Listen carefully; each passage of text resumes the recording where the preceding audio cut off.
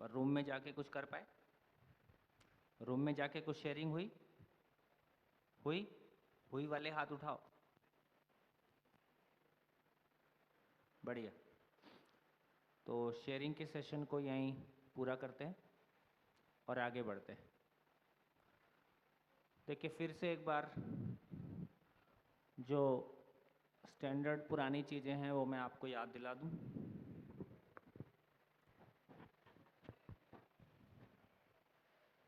एक तो ये कहा जा रहा है कि जो कुछ भी कहा जा रहा है वो एक प्रपोजल है,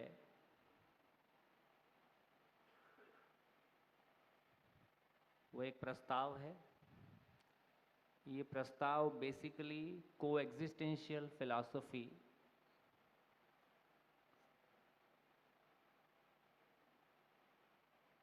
कोएग्जिस्टेंशियल फिलॉसफी बाय ए नागराज। जो भी कुछ है आपके लिए प्रपोजल है। प्रपोजल को आप माने ये अपेक्षा नहीं है। जो भी कुछ कहा जाएगा उसको माने ऐसी अपेक्षा नहीं है, क्योंकि हम चीज़ों को जानना चाहते हैं, क्योंकि हम जीना चाहते हैं। देखिए बहुत एक मेरे को लगता है कि जब परिचय शिविर के दौरान कुछ कहा जाता है उसका मीनिंग हम एक प्रकार से लेते हैं, लेकिन जैसे जैसे अब हम आगे बढ़ रहे हैं उन्हीं शब्दों की गहराई है ना को हम बेहतर पकड़ पाएंगे। तो शुरू में एक तो जानना और मानना को हमने डिफरेंशिएट किया है। कितने लोगों तक जानना और मानना की क्लैरिटी बनी है?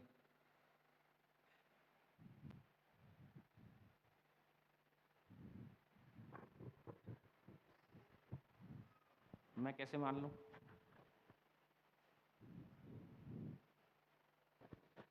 इसको चेक करेंगे। ठीक, अभी पेंडिंग में डालते हैं। लेकिन एक बहुत पावरफुल सेंटेंस बोला था कि जानना ही जीना है ना। जानने की अभिव्यक्ति ही जीना है, जानने को ही हम जीते हैं, है ना। ये बात कही थी। अब इसकी गहराई पहले की तुलना में हो सकता है ज़्यादा समझ में आ रही होगी। जानने के लिए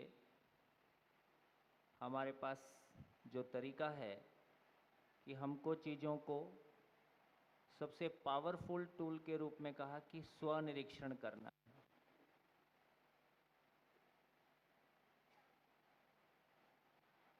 स्वनिरीक्षण करना है। स्वनिरीक्षण में कोई तर्क नहीं है ना। सबसे बड़ी घटना जो घटी है, यदि हम सबका ध्यान उस तरफ जाता है तो दो सूत्र बहुत पावरफुल कि कल्पनाशीलता का तृप्ति बिंदु अनुभव है और कर्म स्वतंत्रता का तृप्ति बिंदु स्वराज्य है। तमाम साधनाओं में कल्पना को चुप करने की कोशिश की गई, क्योंकि कल्पना ही ज्ञान के लिए बाधक है ऐसा माना गया, और शरीर मूलक जितनी भी कल्पनाएं हैं वो ज्ञान के लिए बाधक हैं, इसमें कोई शंका भी नहीं है। लेकिन फिर ये कल्पनाशीलता क्यों दी गई होती? यदि ये कल्पनाशीलता नेचर में मानव के लिए ज्ञान के लिए बाधक है, तो फिर इस कल्पनाशीलता का मानव में होने का प्रयोजन क्या है, पर्पस क्या है? तो पता चला कि कल्पनाशीलता बाधक नहीं है, कल्पनाशीलता का कंटेंट बाधक है।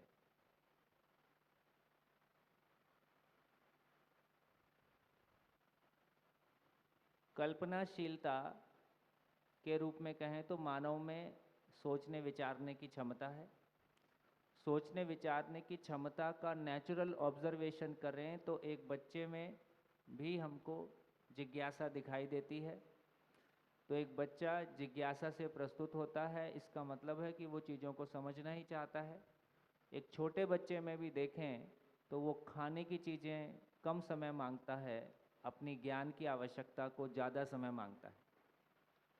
एक बच्चा, छोटा बच्चा क्वेश्चन दिन में कितनी बार पूछता है और खाना कितनी बार मांगता है, दोनों पे ध्यान देने से ये ऑब्जर्वेशन हमको आ जाएगा कि एक छोटा बच्चा जिसको नहीं पता है कि ज्ञान कोई चीज़ है ना, लेकिन naturally by default by nature, क्योंकि वो है ही, वो ज्ञान अवस्था की इकाई है, वो ज्ञान से तृप्त होने वाली इकाई है, ये एक बच्चे को भी पता है। इसलिए जो कुछ भी उसके सामने आता है वो क्वेश्चन के फॉर्म में, है ना, उसको पुट करता है और उसके बारे में जानना चाहता है। तो इससे ये पता चलता है कि यदि बच्चे में क्वेश्चनिंग एक बहुत यूनिवर्सल प्रक्रिया के रूप में हम देखते हैं, सभी बच्चों में क्वेश्चनिंग का स्वरूप हम देखते हैं, इसका मतलब है ये क्वेश्चनिंग गलत नहीं हो सकता है, कल्पनाशीलता गलत नहीं हो सकता है। हाँ, परंपरा की अभी मजबूरियां हैं या परंपरा अभी अपने जागृति के शैशव काल में है कि हमारी कल्पनाशीलता में सारा कंटेंट शरीर मूलक कंटेंट है, शरीर से जुड़ा हुआ कंटेंट है। तो एक कल्पनाशीलता का इसलिए कहा कि कल्पनाशीलता के ट्रांसफॉर्मेशन की आवश्यकता है। तो ज्ञान को कहा कि निर्वचनीय है, अव्यक्त है। इस अनुसंधान की रोशनी में ज्ञान वचनीय हो पाया, ज्ञान व्यक्त हो पाया। ज्ञान वचनीय है और व्यक्त है, इसलिए बाई एजुकेशन, है ना, हम अनुभव की रोशनी में, ठीक, अनुभव की रोशनी में जो प्रस्ताव आपके सामने आता है आप उसको जांच पाते हैं। पहला जांचना तर्कपूर्ण होता है, तो कम से कम वो तर्क की कसौटी पे पूरा उतरता है, तो कम से कम लॉजिकली एक्सेप्टेबल होता है। तो धीरे धीरे जो शरीर मूलक कल्पनाएं हैं वो अस्तित्व मूलक कल्पनाओं में ट्रांसफॉर्म होने लगती हैं। पहला ट्रांसफॉर्मेशन तो कल्पनाशीलता का पहला ट्रांसफॉर्मेशन है ना। ये अध्ययन प्रक्रिया में कम से कम जो हम अध्ययन प्रक्रिया, अभी जिसको अध्ययन प्रक्रिया कह रहे हैं, मैं और क्लैरिटी के साथ कह दूं, हम अध्ययन शिविर बोलते हैं, लेकिन अध्ययन का मतलब है साक्षात्कार हुआ तो अध्ययन हुआ, नहीं तो अभी अध्ययन नहीं हुआ। तो साक्षात्कार होने को अध्ययन बोल रहे हैं, पढ़ना अध्ययन नहीं है, बोलना अध्ययन नहीं है, शिविर लेना भी अध्ययन नहीं है, दूसरे को सुना देना अध्ययन नहीं है, व्याख्या कर देना अध्ययन नहीं है। अध्ययन क्या चीज़ है? अध्ययन साक्षात्कार होना, उस रियलिटी को एग्जिस्टेंस में पहचान लेना, इसको अध्ययन कहा है। इसलिए हमारी बोलचाल की भाषा में जो अध्ययन शब्द है, स्टडी शब्द है, उसका मीनिंग यहाँ मैच नहीं करता है, ठीक है। अभी जिसको हम बोल रहे हैं, तो पठन, अभी यदि देखें तो हमारी सच्चाई ये है कि हम पढ़ पा रहे हैं, अभी हम बुक भी बहुत अच्छे से हम बुक नहीं पढ़ पाते, है ना। तो अभी पठन का, अभी इस अध्ययन का ये मतलब है कि पठन हो जाए, पठन ठीक से हो जाए, शब्द और उसके मीनिंग को लेके कोई कन्फ्यूज़न ना रहे। इसका मिनिमम क्रॉस चेक है कि सुना हुआ को हम सुना सकते हैं। जब आप सुना सकें तो ये इसकी पहचान है कि सुनना हो गया है। क्या? जब आप सुनाने में समर्थ हो जाएं तो इसका मतलब है कि सुनने का काम हो गया है, इसका प्रमाण मिल गया है। तो सुनना हो पाया तो सुनाना हो जाता है, और समझना हो पाया तो जीना हो जाता है। तो समझा हुआ जीने के काम आता है। यदि जीने में नहीं आता है तो इसका मतलब अभी समझना शेष है ना। तो समझना शेष है। तो ये कह रहे हैं कि स्वनिरीक्षण पूर्वक हर प्रस्ताव को देखना। स्वनिरीक्षण में कोई तर्क नहीं है। यदि कैसा स्वनिरीक्षण हो गया कि मैं सम्मान से जीना चाहता हूं कि नहीं जीना चाहता हूं, क्या आंसर निकल के आता है? हैं? चाहता हूं, और मैं ही चाहता हूं कि सभी चाहते हैं। तो क्वेश्चन पूछा जाता है कि आप सम्मान से जीना चाहते हैं कि नहीं चाहते हैं, निकल के आता है सभी जीना चाहते हैं। इसका मतलब है कि ये तर्क है या ऑब्जर्वेशन है? इसमें कोई तर्क नहीं है, ये डायरेक्ट ऑब्जर्वेशन है। मैं डायरेक्ट अपने भीतर देखता हूँ, अपने में देखता हूँ और मैं पाता हूँ कि हाँ ऐसा है। तो हमको ये ठीक ठीक पहचानने का अभ्यास धीरे धीरे करना होगा, कब तर्क है, कब ऑब्जर्वेशन है, कब कंक्लूज़न है, कब कंक्लूज़न का एक्सेप्टेंस है। तो ये प्रक्रिया हमारे भीतर घट रही है, हो तो रही है। एक मशीन, आप समझो नहीं समझो, मोबाइल तो अपने तरीके से काम करता ही है। आप एक बटन दबाते हो, कुछ ना कुछ हो जाता है। इसका मतलब उसके अंदर कोई प्रोसेस तो है ही है। एक इंजीनियर नाम का आदमी है जो उसके प्रोसेसिंग को समझता है, एक सामान्य लेमैन है वो बटन दबाता है, उसका काम हो जाता है। तो बटन दबाने से काम तो हो ही रहा है, लेकिन उसकी प्रोसेसिंग को भी जान लेना, उसको एक्नॉलेज कर पाना, है ना, से हमारा अधिकार बनता है कि मैं उस रियलिटी को समझता हूँ। तो मैंने ये कहा कि कल्पनाशीलता को मारने की आवश्यकता नहीं है, कल्पनाशीलता को चुप करने की आवश्यकता नहीं है, विचार शून्य होने की आवश्यकता नहीं है, क्योंकि जीना विचार पूर्वक है। बिना विचार के मानव कोई कर्म करता नहीं है। यदि मानव को कोई कर्म करना नहीं था तो शरीर का कोई प्रयोजन नहीं है। कहाँ पहुँचे? यदि कोई कर्म करना नहीं है तो शरीर का कोई प्रयोजन नहीं है। यदि शरीर का प्रयोजन है, इसका मतलब कर्म करना है। कर्म करना है तो कर्म की पृष्ठभूमि विचार है। विचार शून्य हो गया तो कर्म की आवश्यकता नहीं है। तो एक बड़ा शिफ्ट कह रहे हैं, है ना, कि अभी तक हमारी मजबूरी थी कि सत्य को शब्दशः कहा जा सके। ऐसा यदि नहीं हो पाया तो हमको विचार को चुप ही करना पड़ा, है ना। ये विचार सत्य के लिए, शरीर मूलक विचार सत्य के लिए, सत्य को पहचानने में सहयोगी नहीं है, इसलिए इसको विचार शून्य करना पड़ा।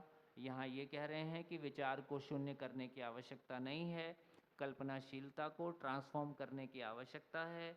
कल्पना में जो शरीर मूलक कंटेंट है, शरीर मूलक कंटेंट के स्थान पर वो एग्जिस्टेंस मूलक, है ना, एग्जिस्टेंशियल जो जैसा एग्जिस्टेंस है वो कल्पनाशीलता में समा जाए, तो कल्पनाशीलता का ट्रांसफॉर्मेशन हो जाए। उस अर्थ में जो शरीर मूलक कंटेंट है उसका भी सम्मान हो पाए।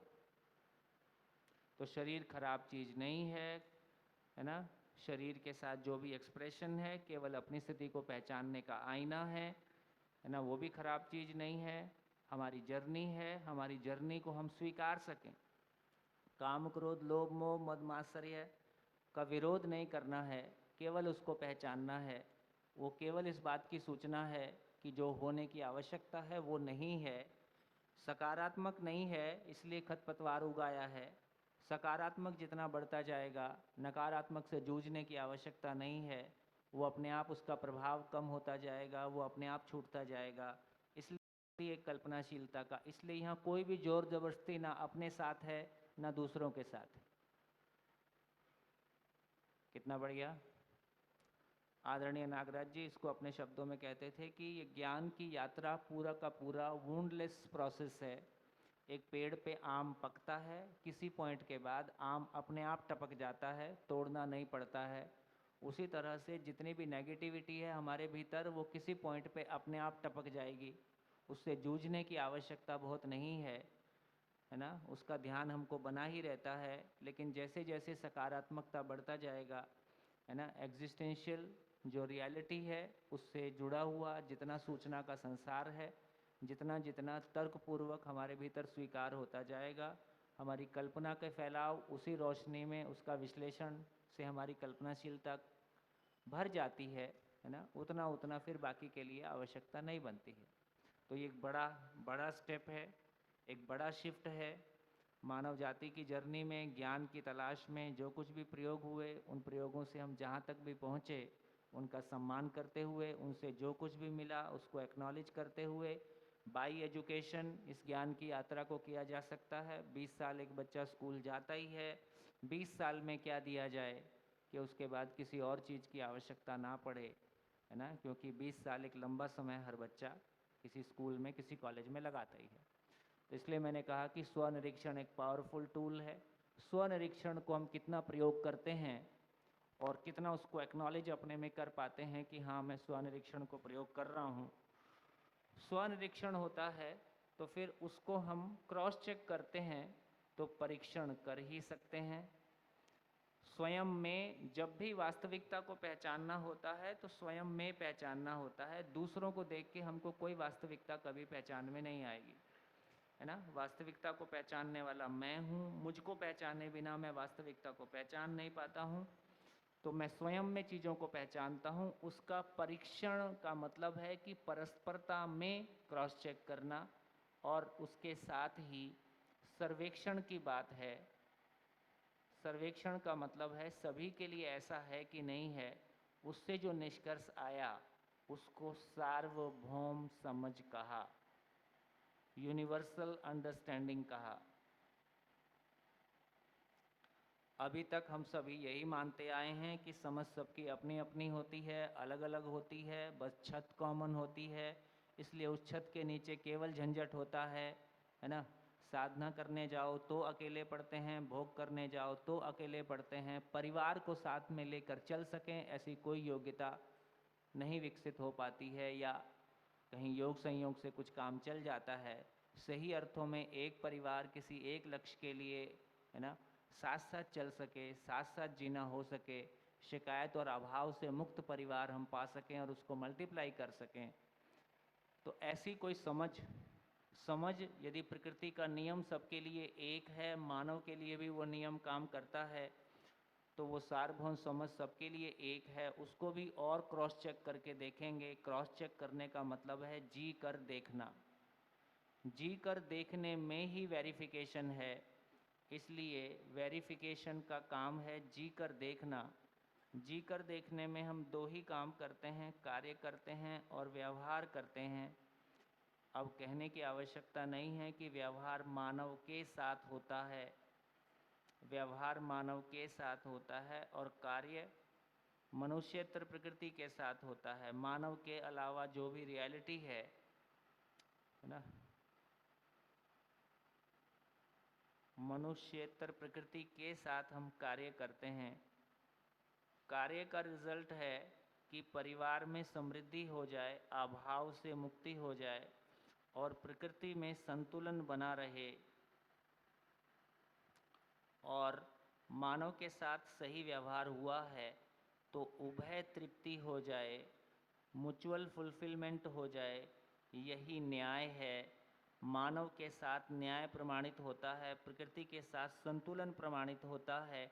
इससे ज़्यादा होता नहीं, इससे कम में चलता नहीं, है ना। एक गाड़ी दौड़ती है तो वो सड़क उसके लिए प्रिस्क्राइब्ड पहले से होती है, एक ट्रेन दौड़ती है तो भी उसके लिए एक पटरी पहले से होती है, और एक एरोप्लेन चलता है तो भी उसके लिए एक रूट पहले से तय होता है, उसी रूट पे गाड़ी चलती है। ये विचार की गाड़ी चलती है, कोई रूट ही नहीं है ना। ये विचार की गाड़ी चलती है तो कोई रूट नहीं है, ये किसी के भी घर में घुस सकती है, कहीं भी टक्कर मार सकती है, कहीं भी घायल हो सकते हैं, दूसरों को घायल कर सकते हैं, है ना। तो विचार की गाड़ी किस पटरी पे दौड़ेगी, ये उसका रूट है। तो प्रस्ताव के अभाव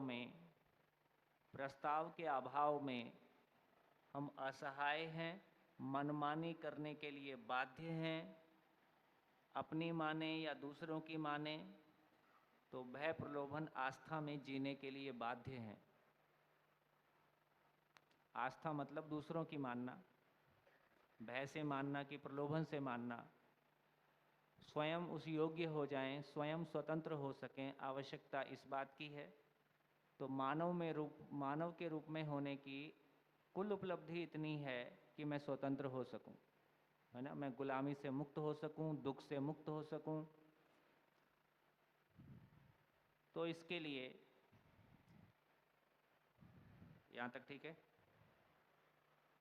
जब पहला शिविर कर रहे होते हैं तो हमको ये सब बहुत ध्यान में नहीं आता है, नीचे वाला केवल लॉजिकल एक्सेप्टेंस पे ही हमारा ज़्यादा ध्यान रहता है ना। तो इसलिए यहाँ कहा कि यदि फिर से उसको डिज़ाइन लिख देता हूँ, जो कुछ भी है वो यूनिवर्सल है ना। यदि यूनिवर्सल है तो वो लॉजिकल है, यदि लॉजिकल है तो समझने लायक है, तो जीने के लायक है, प्रैक्टिसेबल है, और वो रेप्लिकेबल है।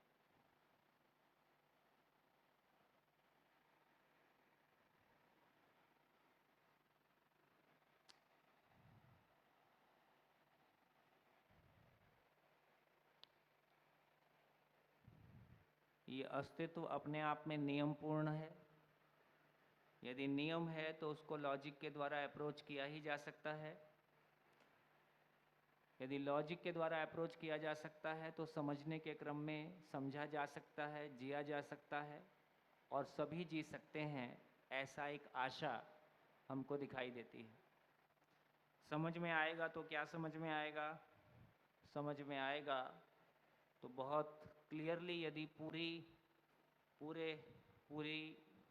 जो यात्रा है उसमें बहुत क्लियरली इतना ही कहा गया कि मानव के अलावा जितना भी नेचुरल एंटिटी है उसका एक नेचुरल बिहेवियर है और वो हमेशा है। मानव के अलावा एग्जिस्टेंस में जो कुछ भी है ना, मैं ये सोच के इन सारे अभी जो बोल रहा हूँ, मैं ये सोच के बोल रहा हूँ कि ये आपका सुना हुआ है, लेकिन अब मैं जब इसको बोलूँगा तो ये ज़्यादा स्थिर होगा, ज़्यादा कनेक्ट होगा, है ना, और अपने में स्थिर होगा। ठीक? तो मुझको ये पता है कि ये आपका सुना हुआ है, लेकिन फिर भी इसलिए बोल रहा हूँ कि अब ये बर्ड व्यू अपने में स्थिर होने लगे, है ना। तो कहाँ पहुँचे? क्या बात हो रही थी? यदि कुल समझ में आना है तो क्या समझ में आना है? कुल समझ में आना है तो इतना ही समझ में आना है कि पूरी सृष्टि में मानव के अलावा जो कुछ भी है उसका एक नेचुरल बिहेवियर है और वो हमेशा है, उसमें कभी कोई चेंज नहीं आता। शेर का अपना बिहेवियर है, गाय का अपना है, नीम का अपना है, आम का अपना है, तो एग्जिस्टेंस में लोहे का अपना है, एल्युमिनियम का अपना है, और इनके प्रति हम भरोसा कर पाते हैं क्योंकि ये हमेशा उसी बिहेवियर के साथ हैं। तो एग्जिस्टेंस में जितनी भी नेचुरल एंटिटी है उसका एक नेचुरल बिहेवियर है, जितने भी प्रकृति में सच्चाइयाँ हैं उनका एक प्राकृतिक आचरण है। मानव भी एक प्राकृतिक एंटिटी है, वास्तविकता है, इसलिए मानव का भी कोई नेचुरल बिहेवियर है। मानव भी एक नेचुरल एंटिटी है, इसलिए मानव का भी एक नेचुरल बिहेवियर है मतलब है, शाश्वत है। ना हिंदू को तय करना है, ना देवी देवताओं को तय करना है, ना महापुरुषों को तय करना है, किसी को तय नहीं करना है ना। मानव यदि एक नेचुरल एंटिटी है तो उसका एक नेचुरल बिहेवियर है। ये जो है केवल इसको पहचानना है। इसको जिन्होंने पहचाना उनको हम महापुरुष कहें, साइंटिस्ट कहें, जो कहना है कहें। इसलिए एग्जिस्टेंस में जो कुछ भी है उसको केवल पहचानने की मेहनत मानव के पास, समझने की असीम क्षमता है ना। उसका तृप्ति बिंदु भी है कि कोई रहस्य ना बचे, मैं सब कुछ को जान सकूं। तो इसका मतलब है universal human behaviour. Universal human behaviour,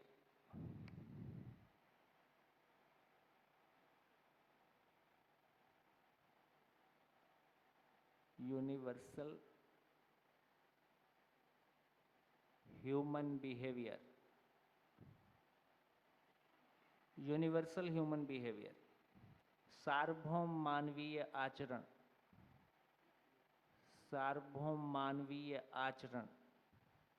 ये सार्वभौम मानवीय आचरण पहचान में आ जाए तो सार्वभौम मानवीय आचरण को डिलीवर करने के लिए, हर बच्चे को सार्वभौम मानवीय आचरण से संपन्न हो सके, तो सार्वभौम मानवीय शिक्षा,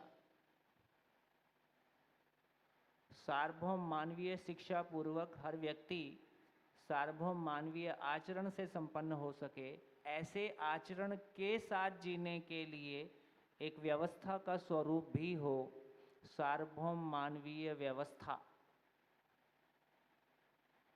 संसार माया नहीं है, संसार से भागने की जरूरत नहीं है, संसार को ट्रांसफॉर्म करने की जरूरत है ना। मानव को ट्रांसफॉर्म होने की जरूरत है। इस सड़ी व्यवस्था में कोई मानवीयता नहीं हो सकती है। तो इसका अर्थ है कि मानव एक सार्वभौम मानवीय व्यवस्था का स्वरूप होगा। ऐसे आचरण, ऐसी शिक्षा, ऐसी व्यवस्था के संरक्षण के लिए सार्वभौम मानवीय संविधान, क्योंकि हर देश किसी संविधान के आधार पर है, और जब मानवीय संविधान होगा तो पूरे विश्व का संविधान भी एक ही होगा, वो अलग अलग नहीं हो सकता है। तो ये चार चीज़ें इम्पॉर्टेंट हैं। कोई भी थ्योरी, कोई भी फिलॉसफी अपूर्ण है या पूर्ण है, उसको पहचानने के ये चार मापदंड हैं। कि सार्वभौम मानवीय आचरण को पहचाना जा सके, उसके अनुरूप शिक्षा को पहचाना जा सके, ऐसा जीने के लिए व्यवस्था को पहचाना जा सके, तीनों के संरक्षण के लिए संविधान को पहचाना जा सके। यदि ये चार चीज़ें पहचान में आती हैं, किसी भी तरह से पहचान में आए, दुनिया में किसी भी तरीके से कहीं से भी पहचान में आए, वो जीने का स्वरूप है। नहीं तो एक व्यक्ति अपने दुखों से मुक्त हो ही सकता है, उसके लिए बहुत सारी साधनाएं हैं। एक व्यक्ति का अपने में दुख से मुक्त होना अलग घटना है, ये संसार का जीने के लायक हो जाना उससे बिल्कुल अलग घटना है। तो उस डिफरेंस को हम पहचानने की कोशिश कर रहे हैं कि हाँ, ये किसी एक दिशा में कोई एक चीज़ बहुत उपयोगी हो सकती है, लेकिन सार्वभौम मानवीय आचरण, उसके अनुरूप शिक्षा, उसके अनुरूप व्यवस्था, उसके अनुरूप संविधान, ये बाजार कैसे चलेगा, ये राजनीति कैसे चलेगी, ये शिक्षा कैसे चलेगी, ये धर्म कैसे चलेगा, ये अध्यात्म, जो कुछ भी चल रहा है वो अंततः मानवीयता के पोषण के अर्थ में है। यदि ये मानवीयता का पोषण मानवीयता को परिभाषित नहीं कर सका, तो मानवीयता का पोषण भी कैसे करेगा? तो ऐसा हमारे ध्यान में आता है। तो ये उपलब्धि के रूप में चारों चीज़ें हैं। फिर मेरे को कहने की आवश्यकता नहीं है कि शिविर चलाने का अब तरीका, पहले भी कहा गया कि जो भी कुछ कहा जाएगा उसको मानने की आवश्यकता नहीं है, तो कुछ भी मानने के लिए नहीं कहा जाएगा। चाहिए शब्द का एक बार प्रयोग नहीं होगा, कुछ भी छोड़ने के लिए नहीं कहा जाएगा, कोई उपदेश नहीं किया जाएगा, ये करो ये ना करो ऐसा भी कुछ नहीं कहा जाएगा, कोई उपदेश नहीं।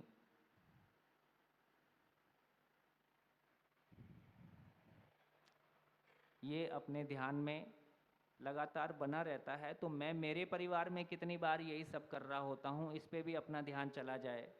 कितनी बार मैं अपनी बात दूसरे से मनवाने की कोशिश कर रहा होता हूँ, है ना। मैं ये नहीं कह रहा हूँ कि हम आपस में चर्चा नहीं करेंगे, लेकिन अपनी जो भी आप मानते हो उसको प्रस्ताव के रूप में रख दो। सामने वाला असहमत हो ही सकता है, असहमत होने के लिए सामने वाले अपने में स्वीकार्य रखें कि दूसरे मानव में भी कल्पनाशीलता है, वो असहमत हो ही सकता है ना। तो चाहिए शब्द का प्रयोग मैं दिन में कितनी बार करता हूँ, छोड़ना, किसी चीज़ को छोड़ने का उपदेश मैं कितनी बार देता रहता हूँ। यदि आप सारी चीज़ों को देखेंगे, इससे हमारे स्वयं के आचरण को, जैसा कि मैंने पहले भी कहा, एक गाड़ी चलती है तो उसके लिए रोड है, एरोप्लेन चलता है तो उसके लिए रूट है, ट्रेन चलती है तो उसके लिए पटरी है। हमारे विचारों की पटरी क्या है? हमारे विचारों की पटरी पता नहीं है, इसलिए उसको चुप करना पड़ा। बढ़िया। हमारे विचारों की पटरी मिल जाए तो विचार एक नेचुरल एक्सप्रेशन है, विचार एक, है ना, नेचुरल एक्सप्रेशन है। मानव के समस्त कर्म की पृष्ठभूमि विचार है, मानव का मूल रूप विचार है। मेरा मूल रूप शरीर नहीं है, मेरा मूल रूप विचार है। तो यदि इस बात पे हमारा ध्यान जाता है कि मेरा मूल रूप विचार है, तो मेरे विचारों की सुंदरता मेरी सुंदरता है, मेरे विचारों की कुरूपता मेरी कुरूपता है।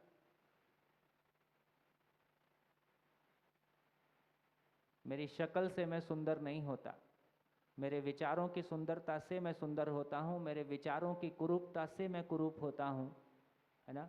इस बात पे हमारा ध्यान जाता है तो मैं अपने विचारों को सुंदर बनाऊंगा।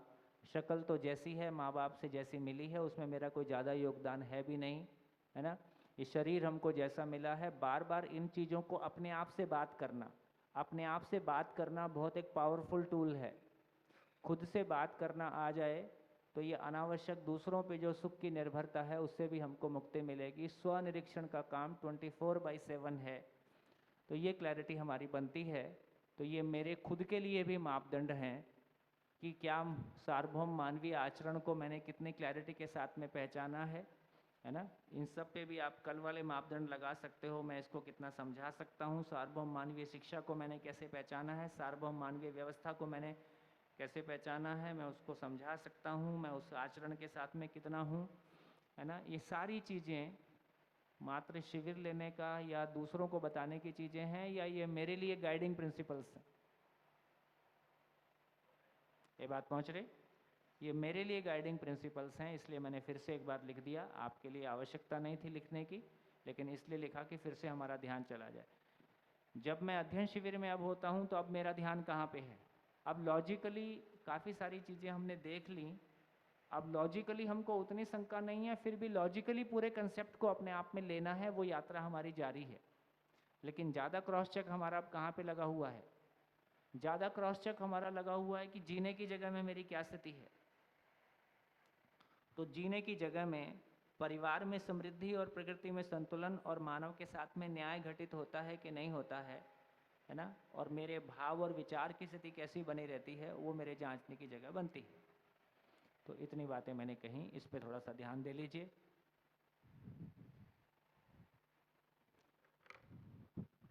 आपकी रोज़मर्रा की ज़िंदगी में ये सारी बातें किस तरह से शामिल हैं।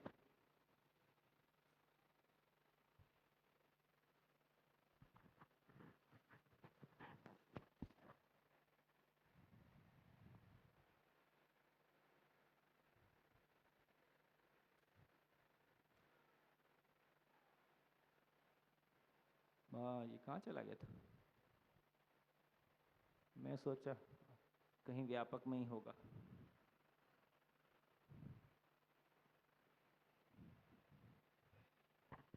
हाँ जी, तो कोई सामान खोता नहीं है, अब समझ में आ गया? तो कम से कम आप ये सोच के खुश हो ही सकते हो कि कहीं व्यापक में ही है,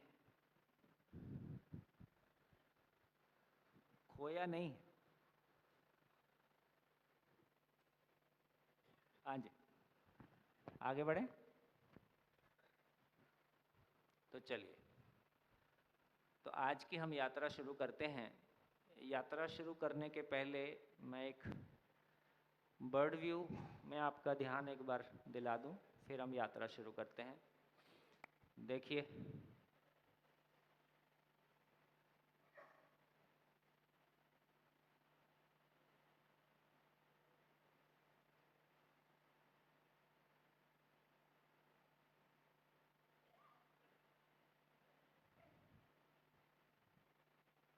ये आप हैं।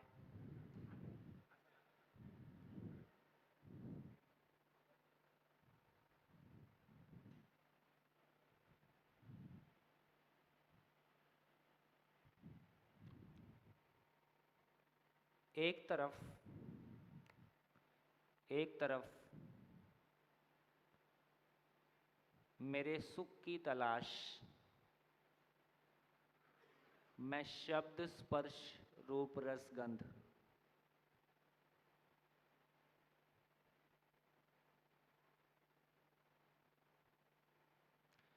एक तरफ मेरे सुख की तलाश शब्द स्पर्श रूप रस गंध के साथ करता हूँ, उसके साथ ही मेरे सम्मान की तलाश रूप बल धन और पद के साथ करता हूँ।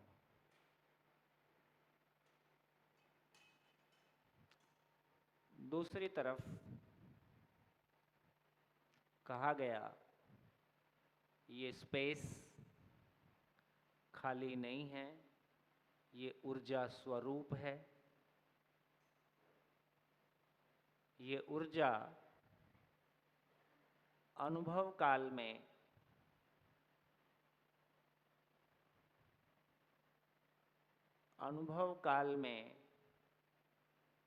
आनंद के रूप में प्राप्त है।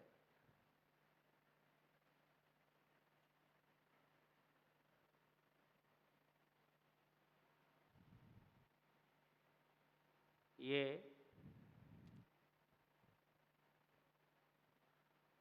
आचरण काल में न्याय बराबर उभय तृप्ति के रूप में प्राप्त है। ये विचार काल में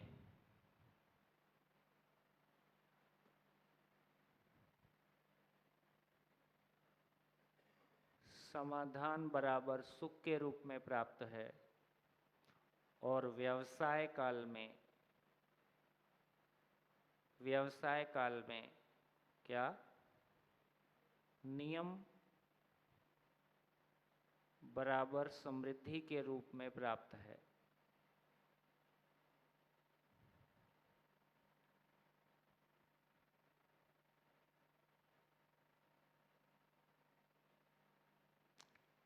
इसका नाम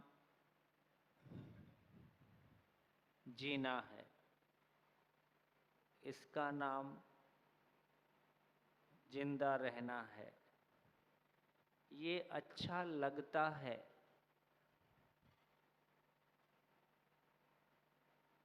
ये अच्छा है।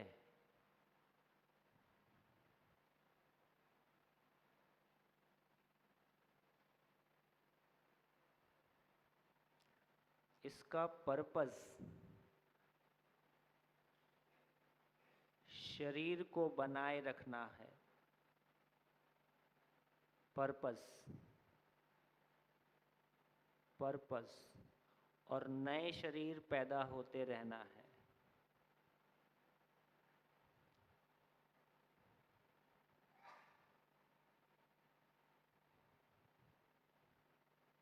इसका पर्पस है, इसका पर्पस स्वयं के होने को प्रमाणित करना है।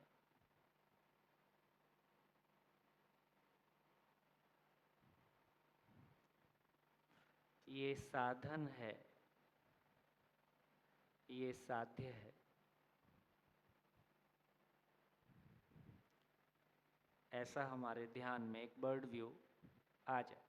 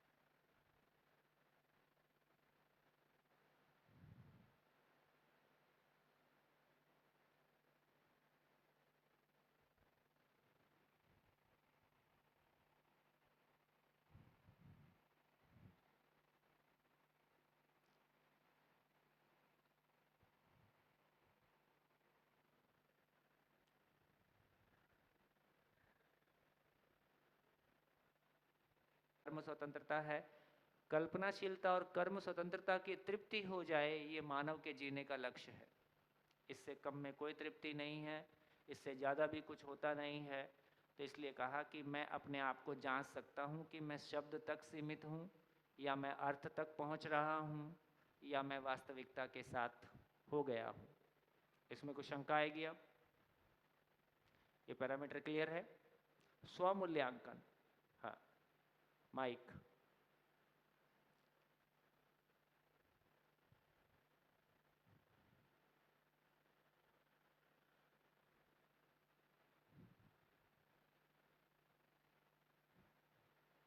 हेलो। हाँ सर, देखने के संदर्भ में क्वेश्चन था कि जैसे हम लोग बोलते हैं कि जीवन देखता है, शरीर नहीं देखता है, तो उसको देखने का रेफरेंस मतलब क्या है? मतलब जैसे कि मैं देख रहा हूँ ये पंखा घूम रहा है, तो मुझे कोई भी आदमी, जो भी लोग यहाँ पर है, सबको यूनिवर्सली वही दिख रहा है कि वो पंखा घूम रहा है।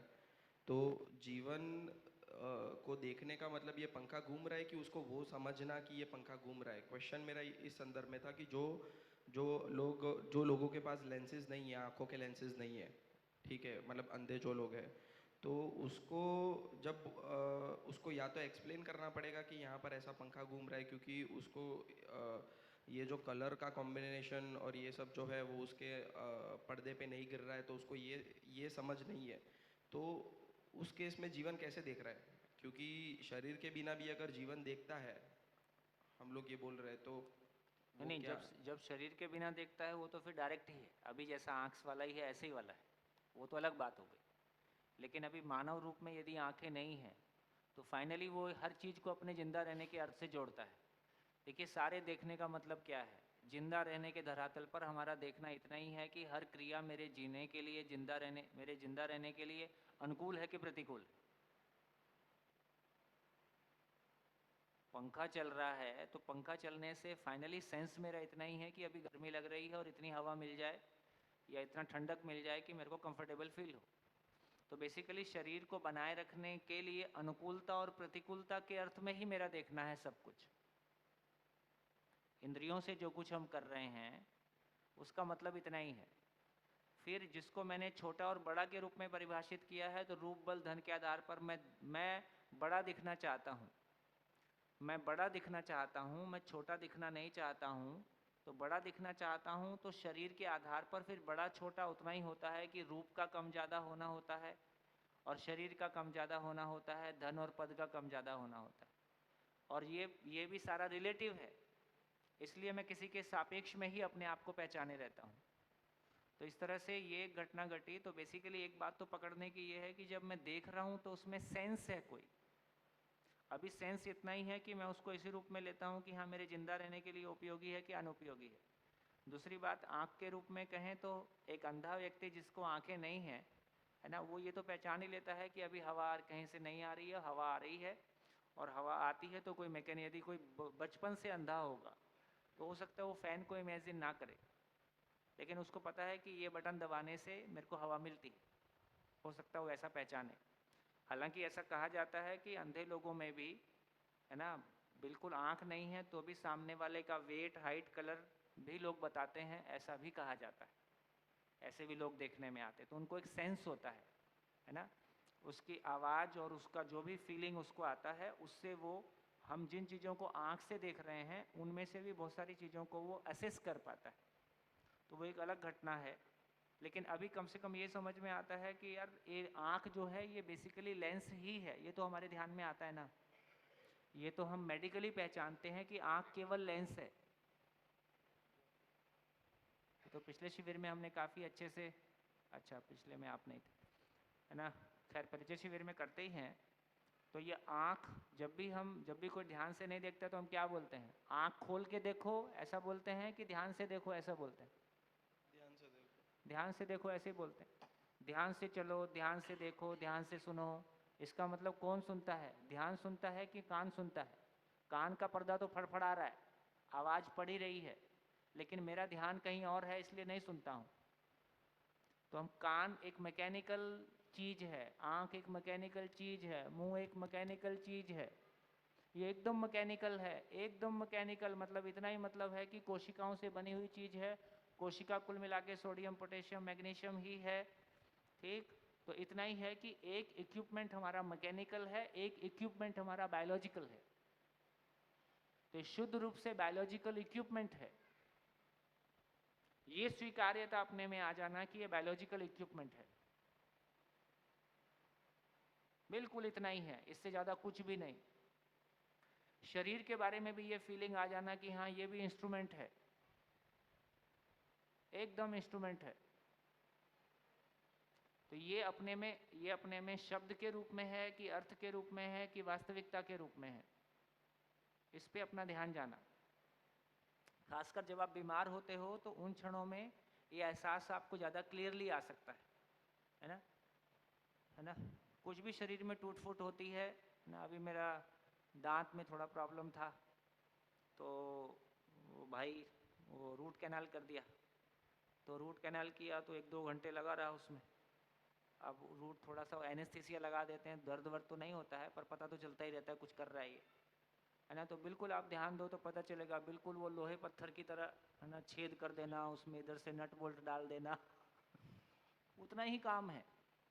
वो शुद्ध रूप से एक मशीन है, सेल से बना हुआ मशीन है, एक चीज़ एटम से बना हुआ मशीन, एटम मॉलिक्यूल से बनी हुई मशीन है। ये फैन मॉलिक्यूल से बनी हुई मशीन है, ये सेल से बनी हुई मशीन है।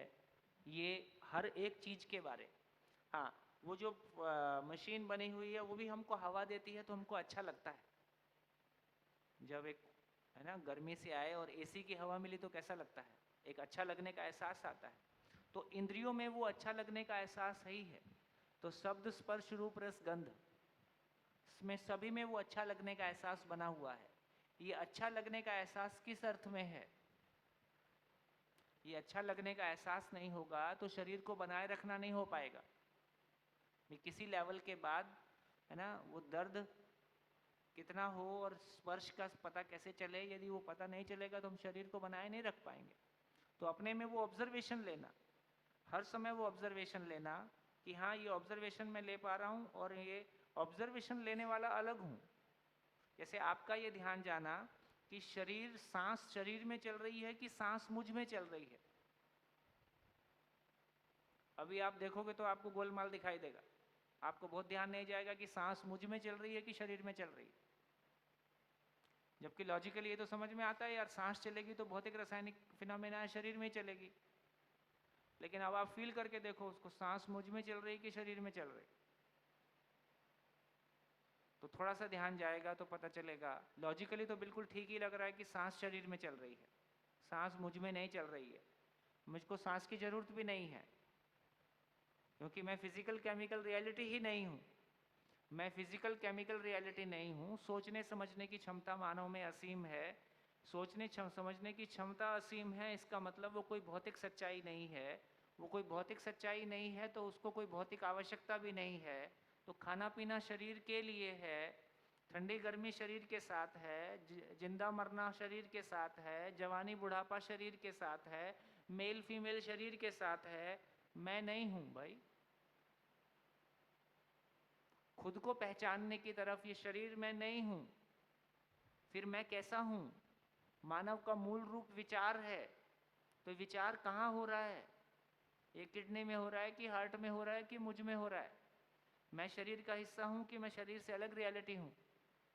जितना शोध करेंगे उतना ध्यान जाएगा, जितनी आवश्यकता बनेगी उतना ध्यान जाएगा।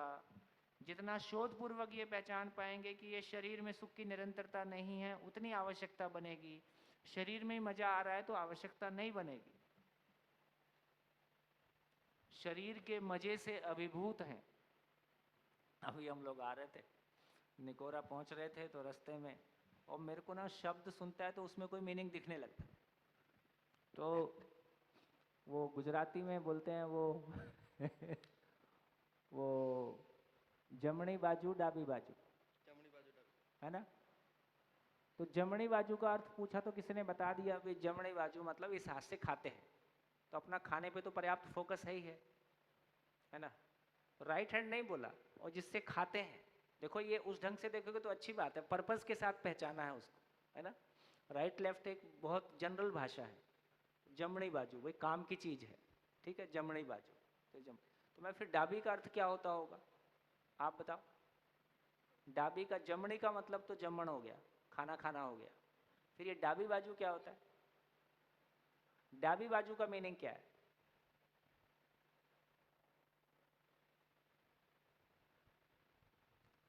डाबी बाजू, डाबी का मतलब क्या होता है?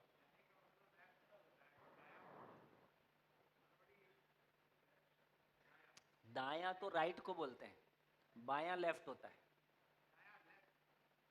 अरे दायां राइट होता है, उल्टा मत करो, नहीं बैठ रहा है।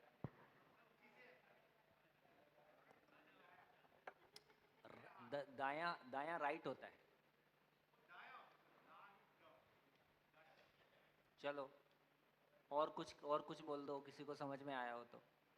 जमनी बाजू ठीक है, उससे जमते हैं, खाते हैं। ये डाबी बाजू क्या है? लेफ्ट तो है ही है, वो तो पता ही है, लेकिन शब्द का मीनिंग क्या है? नहीं, डाबी का मतलब तो धोना तो नहीं होता है? है? क्या बोली? पर्पस मिसिंग है।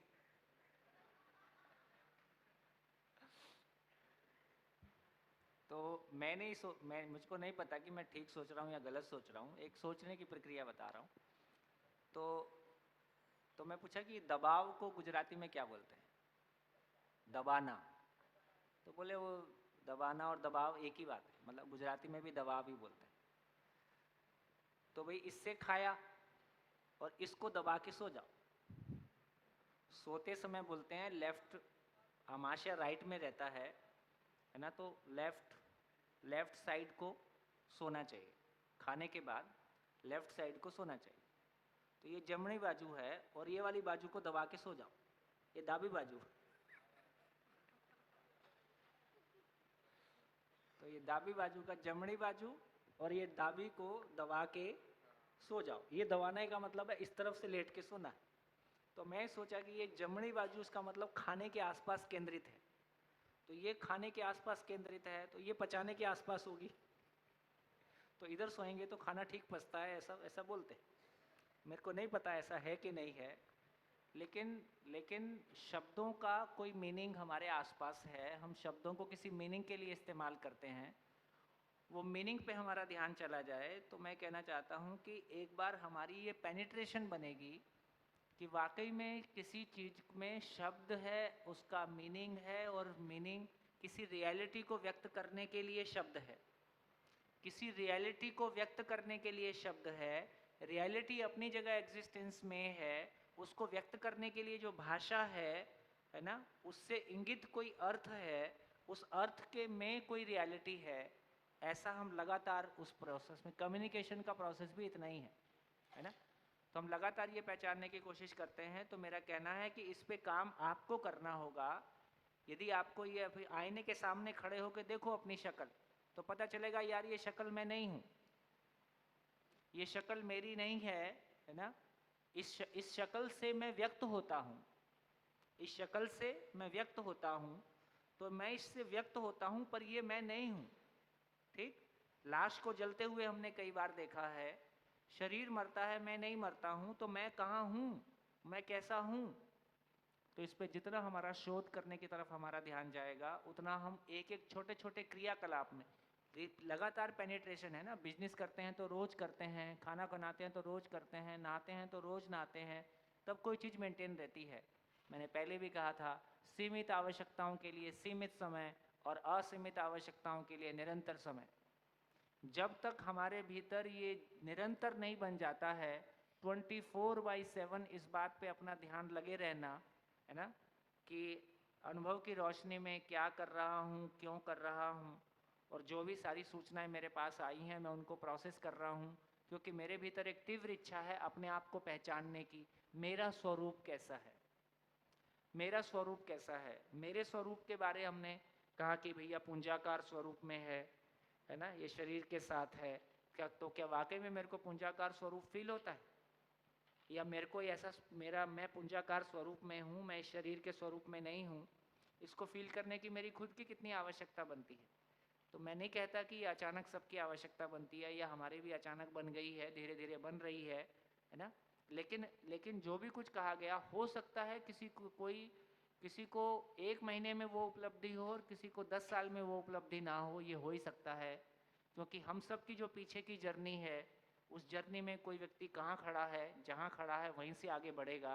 क्योंकि मेरी इस जर्नी के बारे में मुझको खुद को भी पता नहीं है कि मैं कहाँ पे, थोड़ा मोटा पता चलता है, लेकिन हो सकता है और कब किस में कितना बड़ा परिवर्तन आएगा ये किसी को नहीं पता।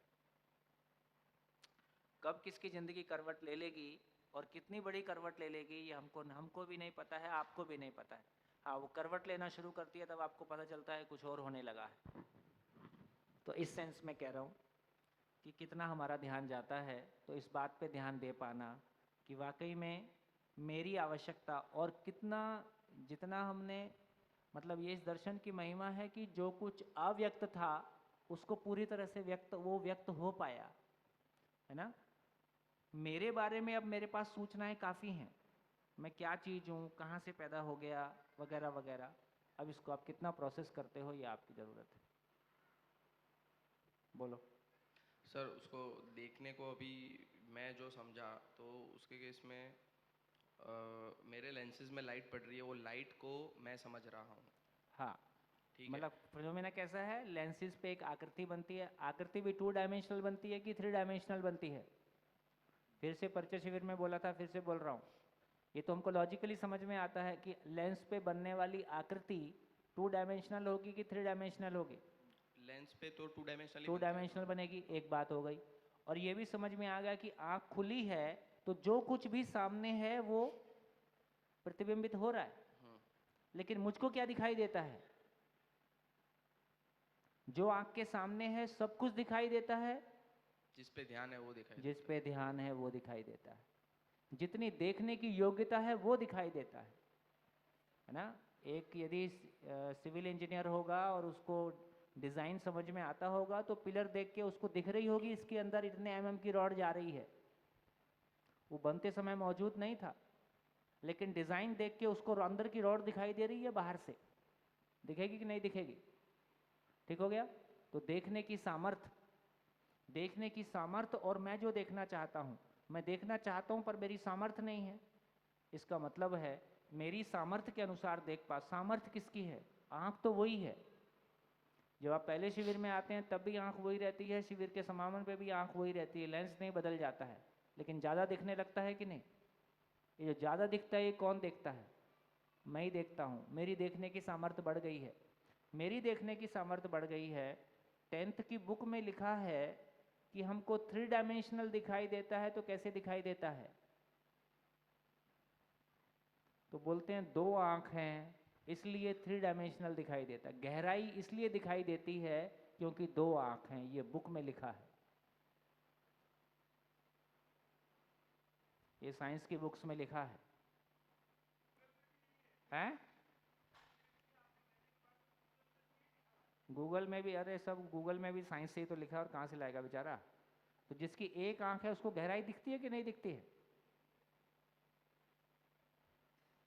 ऐसे बहुत लोग हैं ना जिनकी एक आंख होती है, अब उसको गहराई दिखती है कि नहीं दिखती? फिर इसका मतलब है गहराई दिखती नहीं है, समझ में आती है। तो देखना माने समझना है, देखना माने सुनना माने समझना है, सब समझना। तो मतलब जीवन सिर्फ समझता है। जीवन सिर्फ समझता है। तो जब विदाउट शरीर जीवन रह, मतलब जीवन समझ रहा है, तो जैसे हम लोग बोलते हैं कि विदाउट शरीर जीवन है, तो वो देखता है, सुनता है, मतलब वो समझता है। नहीं, समझता नहीं है। तो क्या करता है फिर वो? बस ये इतना ही फर्क है कि जो समझने का काम है, समझने का काम 0 और 1 नहीं है। समझने का काम, समझने का काम जब मैं उसको, जैसे कैसे समझाऊं? एक्सपीरियंस उसको होगा तभी जा हाँ, करके। जैसे एक छोटे बच्चे को देखो, छोटे बच्चे को आप भाषा सिखाते हो, है ना? तो एक बार में सीख लेता है? पहले आप पा बोलते हो, फिर कई बार में वो ध्यान से देखता है, ठीक? फिर धीरे से कोई एक मुहूर्त में वो मुंह ऐसे खोल पाता है, जबकि वो प्रयास बहुत बार किया है उसके पहले। तो फिर एक शब्द हल्का सा बोल पाता है, फिर उसी शब्द को बोलते रहता है। तो इसका मतलब है कि कान से सुना, आँख से देखा, दोनों को जीवन में सिंथेसाइज किया, फिर उसको रिप्रोड्यूस किया, तो फिर वो उसका फीडबैक अपने में एब्जॉर्व हुआ। अच्छा, अब इतना हो गया। इतना होने के बाद फिर वो कोशिश किया, फिर वो फीडबैक वापस एब्जॉर्व हुआ। तो मेरा इंस्ट्रूमेंट है, तो मैं 2 कदम चल के उसका फीडबैक वापस लेता हूँ, उसको रिस्टोर करता हूँ, उसके आधार पे एक नया कदम लेता हूँ, फिर उसको रिस्टोर करता हूँ। इतने छोटे छोटे कदम में चल के मैं उसको रिस्टोर कर रहा होता हूँ। जैसे चलना सीखता है, चलना सीखता है तो कैसे एक दिन में नहीं सीख जाता है, ठीक? पहले घुटने चलना सीखता है, तो घुटने चलते सीखता है। ऐसा नहीं है कि सीधा बच्चा लेटा और एक दिन खड़ा होकर चलने लगा, ऐसा नहीं हो रहा है। इतने छोटे छोटे, यदि हम बहुत ध्यान से देखेंगे तो इतने छोटे छोटे एक्शन ले रहा है वो उस बीच में, और उसको कॉन्फिडेंस के रूप में कन्वर्ट कर रहा है कि हाँ अब ये हो गया, अब इससे अगला स्टेप ले सकता हूँ, अब ये हो गया, अब इससे अगला स्टेप ले सकता हूँ। तो शरीर वो चीज़ है, जब जीवन में किसी समझ को बहुत छोटे छोटे टुकड़े में बांट लेता है। शब्द की यात्रा एक लेवल तक केवल शब्द की यात्रा होती है। मैं जो बोलता हूँ, मैं 5 मिनट बाद बोलूँगा तो आप उसको रिप्रोड्यूस नहीं कर सकते, ठीक है? जिस तरह की लैंग्वेज मान लीजिए हम यूज़ करते हैं शिविर में, अच्छा वो लैंग्वेज ऐसी भी नहीं है जो हमारी याद की हुई है। 1 महीना नॉन स्टॉप 8 दिन ये ऐसे ही चलता रहेगा, क्योंकि वो एग्जिस्टेंस जैसा है, यदि वैसे के साथ हमारा जुड़ाव बन गया तो वो दिखता ही रहता है, बोलते ही रहते हैं, कोई खास बात नहीं है। लेकिन यदि ये नहीं दिखा है तो ये शब्द का संयोग भी नहीं बन सकता है, आप इसको रट के बोल ही नहीं सकते, ठीक? इसका मतलब है कि शब्द की एक यात्रा भी कैसी है, कि शब्द की एक यात्रा भी है कि आप शब्दों को पहले जोड़ रहे होते हैं, फिर शब्द का एक लेवल तक का आ जाता है तो फिर उसके मीनिंग को जोड़ रहे होते हो, और वो एक लेवल तक का आ जाता है तो भाषा बनना शुरू होता है। ये भाषा बनने की यात्रा में भी इतना समय लगता है ना। फिर रियलिटी को भी देख रहे होते हो तो उसका कोई ग्लिम्स छोटा सा पकड़ में आता है। फिर अचानक ऐसा नहीं है कि हम लगातार लगे ही रहते हैं, फिर मूड बनता है, फिर थोड़ा सा और पकड़ में आता है। इसका मतलब है कि शब्द से अर्थ और अर्थ से रियलिटी की यात्रा, और रियलिटी स्वीकार हो जाए जीवन में, ये अपने आप में रिस्टोर हो जाए, तो ये समझ बनी। उसके पहले भाषा बनी, है ना। समझ के पहले भाषा बनी, उसके बाद वो एक्सपीरियंस बना, उसके बाद उस एक्सपीरियंस का जब तक बहुत बार रिपीटिशन ना हो जाए और वो कंसिस्टेंट ना हो जाए, लगातार वैसा ही ना बना रहे, तब तक उस पर भरोसा नहीं होता है कि ये ऐसा ही होता है क्या। तो इसलिए सशरीर ही समझना होता है। शरीर यदि बिना शरीर के समझना हो पाया होता तो एग्जिस्टेंस में शरीर के होने का कोई मतलब नहीं था। शरीर एग्जिस्टेंस में है, इसका मतलब अभी भी सुनने का काम जीवन में ही होता है, देखने का काम जीवन में ही होता है। सुनना, देखना, बोलना तीनों जीवन में होता है। आप अपने में प्रैक्टिस ना करो, आपको बिल्कुल समझ में नहीं आएगा, कुछ भी कर लो। जब तक आप अपने में, इसलिए क्या बोलते हैं, इसलिए जब तक आप कोई जिम्मेदारी को नहीं स्वीकारते हो, आप काम में भी देख लो ना, जब तक आप उस काम को आप कर रहे थे, तब तक दूसरा कर रहा था, तब तक एक बात है। जब मैं उसको स्वीकारता हूं तब मैं अलग तरीके से सीखता हूं। जब मैं दूसरे को सिखाने जाता हूं तो अलग तरीके से सीखता हूं। उसकी एक जिम्मेदारी लेके कंपनी चलाने की सोचता हूं तो अलग तरीके से कुछ और सीखता हूं। इसलिए मैं बहुत क्लियरली कहता हूं कि जब आप अध्ययन कर रहे होते हो तो आप पठन कर रहे हो, जब आप अध्ययन करा रहे होगे तब आप अध्ययन कर रहे होगे। एक स्टेप ऊपर जाते हैं तो नीचे वाला काम होता है। ये बात ध्यान में आई। तो सशरीर हम ध्यान देंगे तो ये बात बिल्कुल ठीक है। देखो, इस बात पे ध्यान जाना कि जीवन ही सुनता है, बोलता है, देखता है, बिना शरीर के भी सुनना, बोलना, देखना होता है, अपने तरीके से होता है, लेकिन मानव रूप में ही समझना होता है। इसलिए मानव समझने के लिए एकमात्र साधन है, ये मानव समझने के लिए एकमात्र साधन है, ये मेरे पास भाषा है कि ये मेरे पास रियलाइजेशन है। तो हर चीज को जांचना कि ये मेरे पास, इसको मैं समझता हूं क्या। तो किसी एक लेवल के बाद भाषा स्वीकार हो जाती है। भाषा का स्वीकार होना एक स्टेप है, गलत नहीं है, लेकिन भाषा का अपने भीतर आपको रियलाइज हो जाना कि हाँ, ये अब मैं समझ पा रहा हूँ ये कैसा है। उसके बाद भाषा के प्रति शंका नहीं रहती है, भाषा के प्रति पूर्ण विश्वास होता है। तो ये शरीर पहली बार बोल दिया, शरीर साधन है, शरीरम खलु साधनम, ये 7th क्लास में श्लोक में आता है। कौन सी क्लास में आता है? शरीरम खलु साधनम। छोटी क्लासेस में ये श्लोक है, एक श्लोक में आता है, ये शरीर साधन है, ऐसा श्लोक है संस्कृत का। वो पढ़ दिया था, लिख भी दिया था, मार्क्स भी पूरे आए थे, पूरी जिंदगी समझ में नहीं आया ये साधन है। भैया एक थोड़ी बात बताना चाह रहा हूँ, इन्होंने आग के ऊपर पूछा है तो मैं जहाँ काम करता हूँ मेरे साथ एक और वाइस प्रिंसिपल काम करते हैं जो ब्लाइंड हैं। अच्छा, बचपन से हैं कि बीच में हुए? नहीं, वो 7 साल की उम्र से हुए। मेरी उनसे काफ़ी बात होती है। तो मैंने उनसे पूछा आपको क्या क्या याद है, तो बोल रहे माँ की धुंधली सी शक्ल याद है और 1-2 चीज़ें और याद हैं। तो उनको कुछ नहीं पता है देखने के मामले में। लेकिन जैसे भैया ने अभी कहा ना कि आँखों से देखते हैं पता चलता है, लेकिन वो जब आदमी कमरे में घुसता है, जो लोग जिनको वो जानते हैं, तो वो घुसने के तरीके से बता देते हैं। जैसे ही मैं घुसता हूँ तो बोलते हैं दीक्षित जी वो काम हुआ क्या। शालिनी घुसेगी तो वो बता देंगे शालिनी कहाँ थी इतनी देर तक। और मेरा स्कूल इंडिया गेट के पास है। काफ़ी रोड का नेटवर्क ऐसा है कि अनजान आदमी वहाँ भटक सकता है।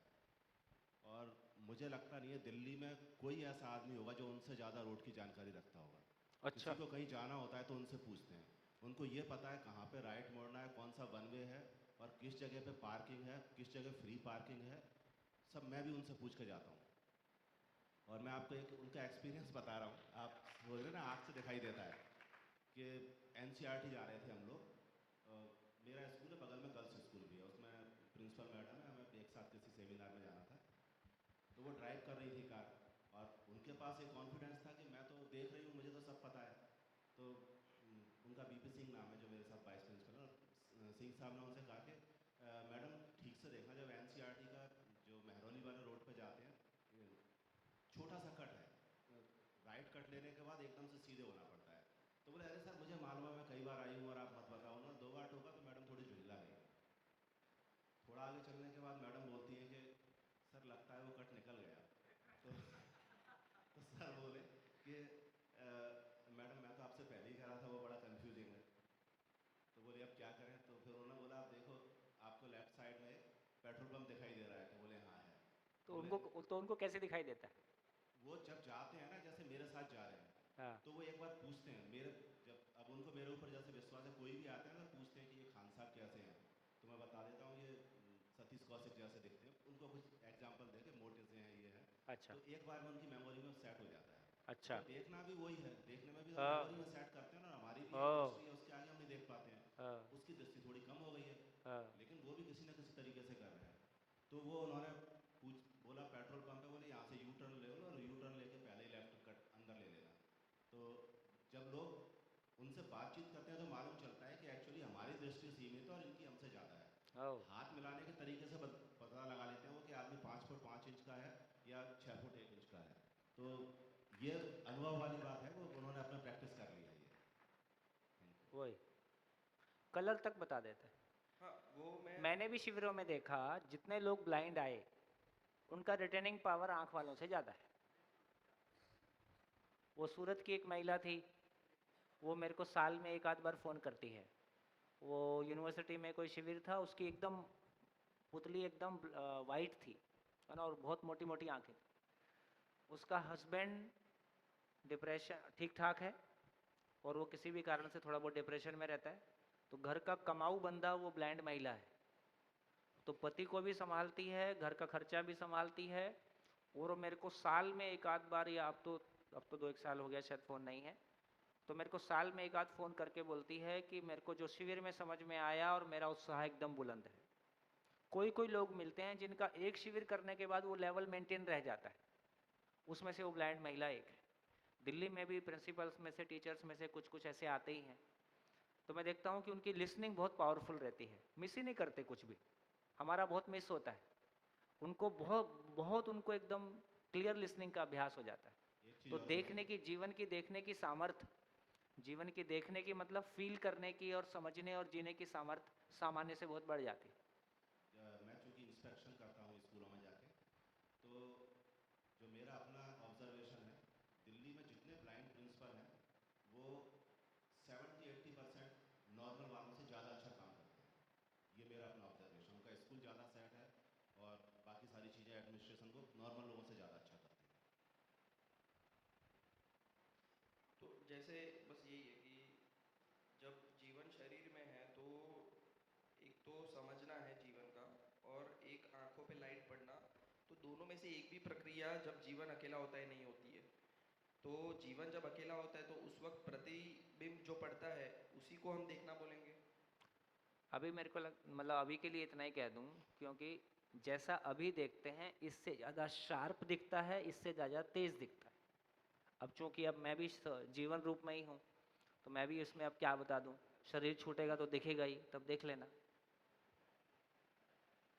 हाँ, और क्या करूँ इसमें, ठीक हो गया। लेकिन हेलो। इसमें इम्पोर्टेंट बात यह है कि शरीर समझने का साधन है, इसको आप कितना फील कर पाते हो। इसको अपने में जांच के देखिए कि शरीर समझने का साधन है, इसको मैं कैसे फील करता हूँ, इसको मैं कैसे समझता हूँ, है ना। तो फिर आपको पता चलेगा कि फिर आपका ध्यान जाना शुरू होगा और बहुत सारी चीज़ें ऑब्जर्वेशन में आए। अभी काम देखो, समझने का सारा मामला इतना ही है कि ऑब्जर्वेशन लेना और कंक्लूड करना, और वो कंक्लूजन हमको एक्सेप्ट हो जाना। हाँ जी। हाँ, इसका एक एपिसोड आदरणीय नागराज जी का मैंने देखा था, तो उसके अंदर में ये देखने और जानने की क्रिया के बारे में बोला था। तो उन्होंने ये बात बोली थी कि जो देखते हैं वो आँखों से जो हम देखते हैं वो 180 डिग्री हम देख पाते हैं, लेकिन समझते हम पूरे को हैं। तो समझने का मतलब इतना है कि वो बोलते हैं कि मध्यस्थ और विषम, मतलब कि हम जो मध्यस्थ है वो सभी लोगों को प्रिय है और उतना ही हम देख पाते हैं, लेकिन जो कारण है, होना जो है, वो केवल हम समझ सकते हैं। और उस होने को जो है हम पूरा पूरा समझ पाते हैं।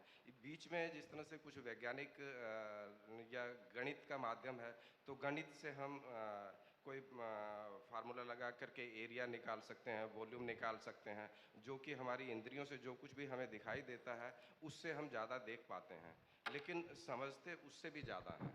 तो वो जीवन जो है, वो वाला पार्ट जो है, उस होने को समझना, वो एक अलग प्रक्रिया है।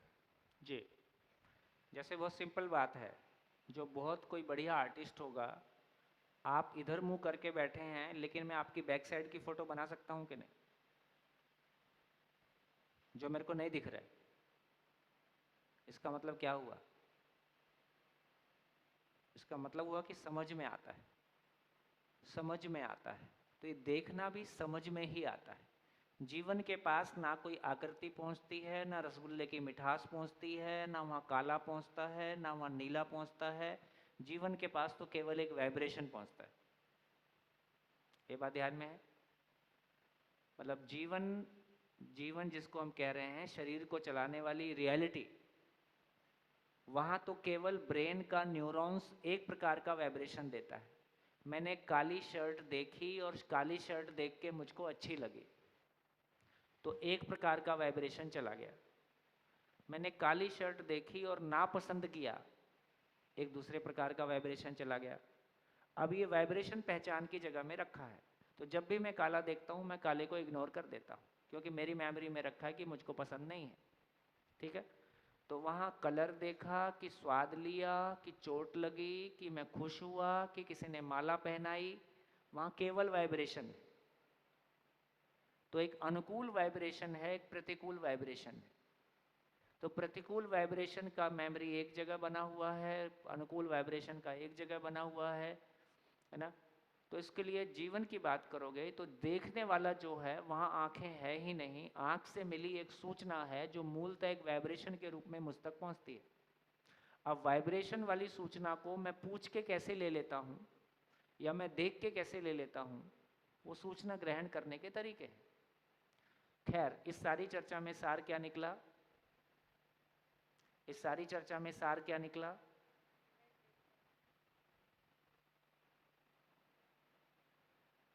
इस सारी चर्चा में सार क्या निकला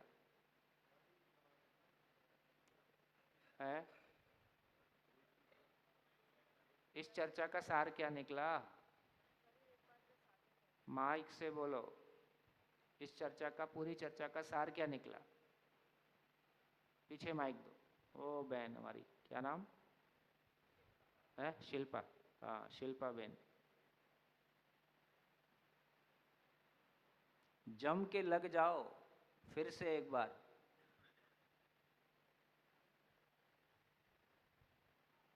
हेलो हेलो। आओ। ये मुझे समझ में आया कि अब तक वो 7 दिन में भी समझ में नहीं आया था कि सृष्टि में सब कुछ है, सब कुछ पूर्ण है। वो कहीं ना कहीं स्वीकृति थी, लेकिन आज अभी आपने वो रुमाल का एग्जाम्पल दिया तब मुझे समझ में आया।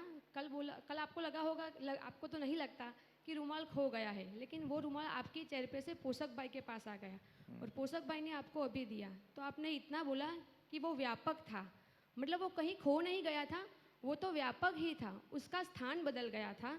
तो उस दिन जैसे मेरी वो बुट्टी खो गई थी गोल्ड की, तो उस वक्त सिर्फ स्वीकृति थी, लेकिन आज वो समझ में आया कि वो खो नहीं गया था। कोई भी चीज़ हमारी ना कभी खोती है ना खत्म होती है, उसका अस्तित्व सृष्टि में है ही। हम वो समझते हैं कि मेरा खो गया, मेरा ये हो गया। जैसे अभी आज हम सब ने उपमा खाया, तो पहले उपमा सिर्फ वो जो पूरा बर्तन था उसमें था, अभी वो उपमा अभी ये हमारे सबके शरीर में है, तो वो उपमा खत्म नहीं हो गया है। ऐसे हर एक चीज़, पेट्रोल है, हम बोलते हैं गाड़ी में पेट्रोल ख़त्म हो गया, लेकिन नहीं, वो फ्यूल है, वो कार्बन डाइऑक्साइड में जला, फिर उसमें से वनस्पति ने ऑक्सीजन के रूप में लिया।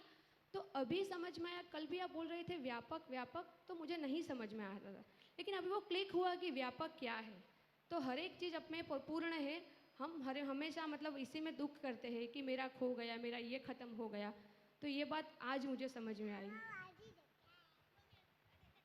बढ़िया, देखा खुश होने के लिए कितनी सारी जगह है। हाँ जी। सर एक दो और शंका थोड़ा सा समाधान कर लें आपसे। आपने इधर लिखा कि सार्वभौम मानवीय आचरण, मतलब पहले जब जीवन समझ में आएगा, वो जीने में आएगा, तो आचरण में आएगा, उसके बाद ही वो शिक्षा में आएगा। ये क्रम है ना ये? तो वो ठीक है, लेकिन सार्वभौम मानवीय आचरण अनुसंधान के आधार पे हमको सार्वभौम मानवीय आचरण उपलब्ध हो गया है, ठीक है। उसको हम जांच के देखते हैं कि ये सार्वभौम है कि नहीं है, ठीक है। पिछले 2 शिविरों में हमने किसी हद तक जांचा है, तो ये समझ में आ गया कि अनुसंधान पूर्वक यदि सृष्टि की सभी इकाइयों का कोई निश्चित बिहेवियर है, सारी नेचुरल एंटिटीज़ का कोई नेचुरल बिहेवियर है, तो ह्यूमन बीइंग भी नेचुरल एंटिटी है, उसका भी कोई नेचुरल बिहेवियर है। ये है बहुत पावरफुल है। सोचना नहीं है, बनाना नहीं है, किसी को तय नहीं करना है।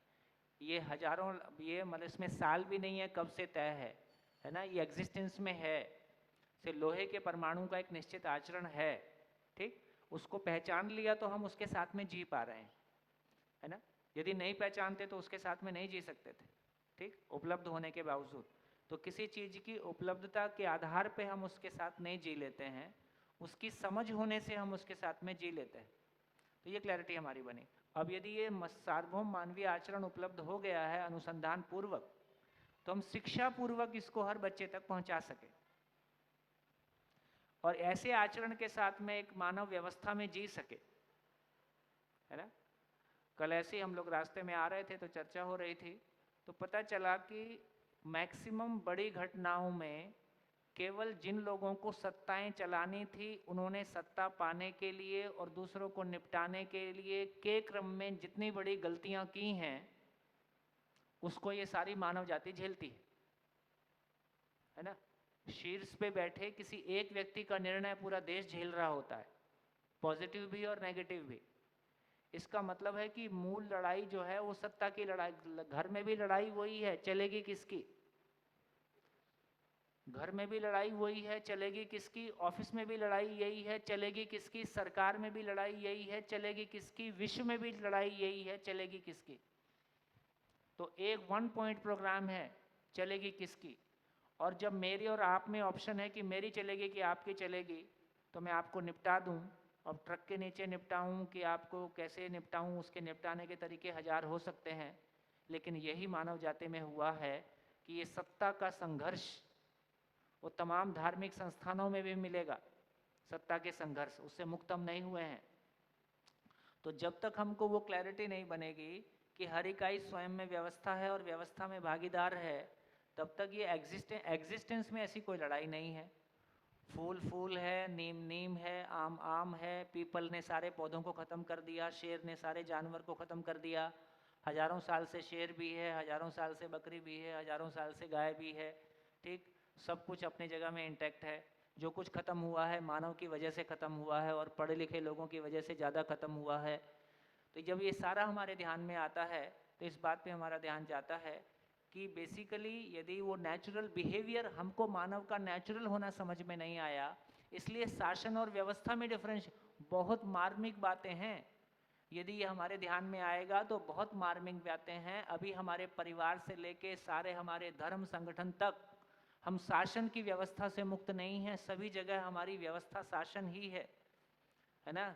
तो कोई ऊपर बैठ के सबको चलाने की कोशिश करता है ना। सारी व्यवस्थाएं केंद्रित हैं, वो किसी व्यक्ति केंद्रित हैं, वो शक्ति केंद्रित हैं। जबकि एग्जिस्टेंस में ना कोई इकाई कोई चीज़ सबको चलाती है, ऐसा नहीं है। ये एग्जिस्टेंस में ऐसी कोई चीज़ ही नहीं मिली। तो एक बार हमको ये एग्जिस्टेंस समझ में आता है कि व्यापक वस्तु ये ईश्वर चलाने वाला कोई है ही नहीं, बनाने वाला, चलाने वाला, नियंत्रित करने वाला, ऐसी कोई चीज़ एग्जिस्टेंस में है ही नहीं। एग्जिस्टेंस में सारा मामला इतना है, व्यापक वस्तु मूल ऊर्जा है, ये खाली स्थान खाली नहीं है, ये खाली स्थान कोई महिमा संपन्न वास्तविकता है। इसमें होने मात्र से इकाइयाँ पूर्णता के अर्थ में चलती हैं, बनती हैं। तो स्वयं स्फूर्त प्रगटन है, नियंत्रण है। तो जब ये पता चला तो मेरे को भी पता चला, यार मेरे को भी किसी को चलाना नहीं है, झंझट खत्म। ये चलाना नहीं है, चलना है, इसका नाम व्यवस्था है। मुझको बिना चले दूसरों को हाँकना है, इसका नाम शासन है। शासन का विरोध रहेगा ही, शासन का विरोध रहेगा ही। तो ये सारी चीज़ें अपने में संभाल लेना, अपने में उस प्रकृति में ऐसा आचरण है, मानव का भी ऐसा आचरण है, उस आचरण को अपने में स्वीकार हो जाना, उस आचरण को अपने में हर सांस में जी के देखना, अपने परिवार में प्रैक्टिस कर पाना, उस पे भरोसा कर पाना कि ये तो काम करता है। सर जैसे पिछले 20 सालों में कई विद्वान जो माने जाते हैं, चिंतक विचारक, उनसे मिलता रहा, सब कहते थे भी अच्छा व्यक्ति के ऊपर पहुंच जाएगा, अच्छा संविधान ठीक बना देगा, हाँ, व्यवस्था ठीक बना देगा, सब ठीक हो जाएगा। बिल्कुल नहीं होगा। जबकि मैं अब कल्पना नहीं कर पा रहा हूं कि आदरणीय नागराज जी का क्या मौलिक चिंतन रहा होगा कि उन्होंने बिल्कुल उल्टा ही कर दिया कि पहले आचरण, फिर शिक्षा में आएगा, फिर मानव व्यवस्था और आखिर में संविधान। मतलब आप लोग जैसे आदरणीय नागराज जी से आपके आचरण में आया, अजय भाई के आया, और भी होंगे, मैं तो मिला नहीं सभी सबसे। के आएगा। उसके बाद अब आप शिक्षा में कोशिश कर रहे हैं, आत्म यूनिवर्सिटी, दिल्ली सरकार के विद्यालय और AICTE के माध्यम से इंजीनियरिंग कॉलेजेस के लेक्चरर्स। उसके बाद अभी ये शिक्षा के बाद आगे व्यवस्था की कोशिश भी चल रही है, जैसे दायमा जी कर रहे हैं, आप रायपुर में कर रहे हैं, और भी जगह कि एक व्यवस्था बन जाए जिसमें आदमी शिकायत मुक्त, अभाव मुक्त रह सके। ये सब बनने के बाद समाज के दबाव से शायद संविधान कभी बदलेगा। ये अब तक हम तो मान रहे थे पहले संविधान बदलेगा तो सब कुछ बदलेगा, जबकि तो उल्टा है। ओह, फर्स्ट क्लास। दूसरी चीज एक और, सर मैंने जिंदगी में इतने लोगों को सुना है जो भी अच्छे माने जाते हैं, वो सब बार बार चाहिए, ये छोड़िए, इन शब्दों का इतना उपयोग होता है उन प्रवचनों में। लेकिन अब समझ में आया कि अस्तित्व को अगर समझ लें, अस्तित्व एक नियम से चल रहा है, तो वो नियम ही यहाँ बताया जाता। मतलब पहली बार ऐसा हुआ है कि यहाँ पर आपने बहुत सही बोला कि है और है, जो अस्तित्व में है उसको खाली समझना है। वो समझ लिया, समझा दिया, जी लिया, तो उससे ही सारा बदलाव हो जाएगा। तो जो पहले ये पुरुष को, मानव को समझना था, नहीं समझ पाया, तो जो समझ गया उसको हमने महापुरुष बोल दिया। वास्तव में तो वो पुरुष है, हम भ्रमित पुरुष हैं। हाँ, ऐसा ही है ना? वो क्या है, मानव का सम्मान किया उसको। हाँ हाँ। और आपने बहुत बढ़िया लाइन बोली, अभिव्यक्ति तो आपकी अद्भुत है कि जो तय कर रहा है कि ये नहीं करना चाहिए, वो करना चाहिए, हम उसको समझ ही नहीं अस्तित्व की। या तो जिसने पहचाना है वो बोल रहा है, पर उसमें बोलने का तरीका ये बेहतर लगा कि है और है, बस ये है, वैसे आप है और है, चॉइस आपकी है। आप दुखी होना चाहते हो, किसको दिक्कत है भाई? ठीक है, तो आप दुखी होने के लिए स्वतंत्र हो। तो क्या बोला, अस्तित्व में रहस्य चमत्कार नहीं है सब कुछ, क्योंकि सब कुछ नियम पूर्ण है। मेरा ना समझना रहस्य और चमत्कार है। तो रहस्य और चमत्कार मेरे अंदर है, एग्जिस्टेंस में कोई रहस्य और चमत्कार नहीं है। एग्जिस्टेंस में कोई अंधकार नहीं है, क्योंकि अंधकार मेरी आंख के चमड़े की सीमा का नाम है। उल्लू को उसी अंधकार में दिखाई देता ही है जिसमें हमको दिखाई नहीं देता है। और हमारी आंख 6x6 होने से और लाइट में भी हमको अपने आजू बाजू वाला दिखाई नहीं देता है, क्योंकि हमने अपनों से दुख पाया है, अपनों को दुख दिया है। देखने का मतलब समझना ही है। समझा इसलिए सूत्र है, समझा तो देखा और नहीं समझा तो नहीं देखा। तो आंख 6x6 होने से नहीं दिखता है, फर्स्ट क्लास, समझ तो देखा, समझ 6x6 होने से दिखता है, आंख 6x6 होने से नहीं दिखता है। ठीक है, क्योंकि आंख से कुछ दिखता ही नहीं है, खत्म हो गया। तो ये बात समझ में आया कि अस्तित्व में अंधकार नाम की चीज नहीं है, अस्तित्व में दुख नाम की चीज नहीं है, है ना। दुख का कोई अस्तित्व नहीं है, अंधकार का अस्तित्व नहीं है, अंधेरे का अस्तित्व नहीं है ना। तो पता चला प्रकाश ही प्रकाश है, सुख ही सुख है, क्योंकि व्यवस्था ही व्यवस्था है। ठीक, यदि उधर हमारा ध्यान जाता है तो व्यवस्था को ना समझना अव्यवस्थित होना है, संबंध को ना समझना संबंध में दुख पाना है। इसलिए कहा कि नियम का विरोध ही दुख है, नियम का विरोध ही दुख है। तो अस्तित्व में दुख नहीं है, अस्तित्व में कोई समस्या नहीं है, अस्तित्व में अंधेरा नहीं है, अस्तित्व में कोई भी नेगेटिविटी नहीं है, अस्तित्व जैसा है उसको वैसा ना समझने का नाम दुख है, अंधकार है, नेगेटिविटी है, भ्रम है, चमत्कार है। अस्तित्व अपने आप में पूर्ण है, नियम पूर्ण है। इतनी साफ सुथरी सी बात है, यदि इतनी साफ सुथरी बात पे हमारा ध्यान जाता है, यार हमारी जिंदगी क्यों नहीं रोशन हो जाएगी? तो इतना मुश्किल काम नहीं है। मतलब 50 साल में जो मान्यताओं को सुना, देखा, पढ़ा, उसमें तो लगता था कि बिना अच्छे शासन के कुछ नहीं बदलेगा। शासन यहाँ से आके कुछ मुझे नहीं समझ में आया, बदलेगा। शासन तो है ही नहीं। शासन से कुछ नहीं बदलेगा। शासन का मतलब ही है कि दूसरा चलाएगा। दूसरा चलाएगा का मतलब है कि उसको खुद को चलना नहीं आता, इसलिए उसका भी विकास नहीं होगा, जिसको चलाएगा उसका भी नहीं होगा। क्योंकि दोनों में गुणात्मक परिवर्तन तब आता है जब हम किसी ज्ञान की रोशनी में अपनी जिंदगी के निर्णय स्वयं लेते हैं। जब तक ज्ञान की रोशनी में मैं जिंदगी के निर्णय स्वयं नहीं लेता हूं, तब तक मुझको अपने समझने के प्रति विश्वास नहीं होता है। तो निर्णय लेना आदमी की मौलिकता है। सही निर्णय ले पाए इस बात की आवश्यकता है। सही निर्णय लेने के लिए जिस पटरी पे मेरी गाड़ी चल रही है उसका डिज़ाइन समझना मेरी ज़रूरत है। इसलिए अस्तित्व को सवाल कुल 3 है: संसार क्यों है, मैं क्या हूँ, करना क्या है। सर इसलिए मैं तो बहुत उत्साहित हूँ कि नहीं, वो ये तो दिख रहा है। चुनौती है कि जहाँ दुनिया मान रही है कि शासन ठीक होने से दुनिया ठीक होगी, जीन विद्या कह रहा है कि शासन खत्म होने से, स्व शासन आने से दुनिया ठीक होगी। पहले भी कहा गया ये है, कैसे पहले भी कहा ट्रांसफॉर्मेशन गया है, होता है? हाँ, कहा पहले होगा। भी कहा गया है, ऐसी बात नहीं है। स्वशासन की बात पहले भी, स्वानुशासन शब्द पहले से है, स्वतंत्रता शब्द पहले से है ना। लेकिन उसकी बहुत बारीकी में जाके उसकी फाइन डिटेल पकड़ में आ जाए, इसलिए किसी के भी अच्छी बातों को सुनने से हम उत्साहित होते हैं। तमाम महापुरुषों की कहानियाँ सुनने से, तमाम मोटिवेशनल स्पीकर को सुनने से हम उत्साहित होते हैं। लेकिन वो उत्साह बना नहीं रहता है, क्योंकि मेरी ज़िंदगी में मुझको क्या करना है ये समझ में नहीं आता।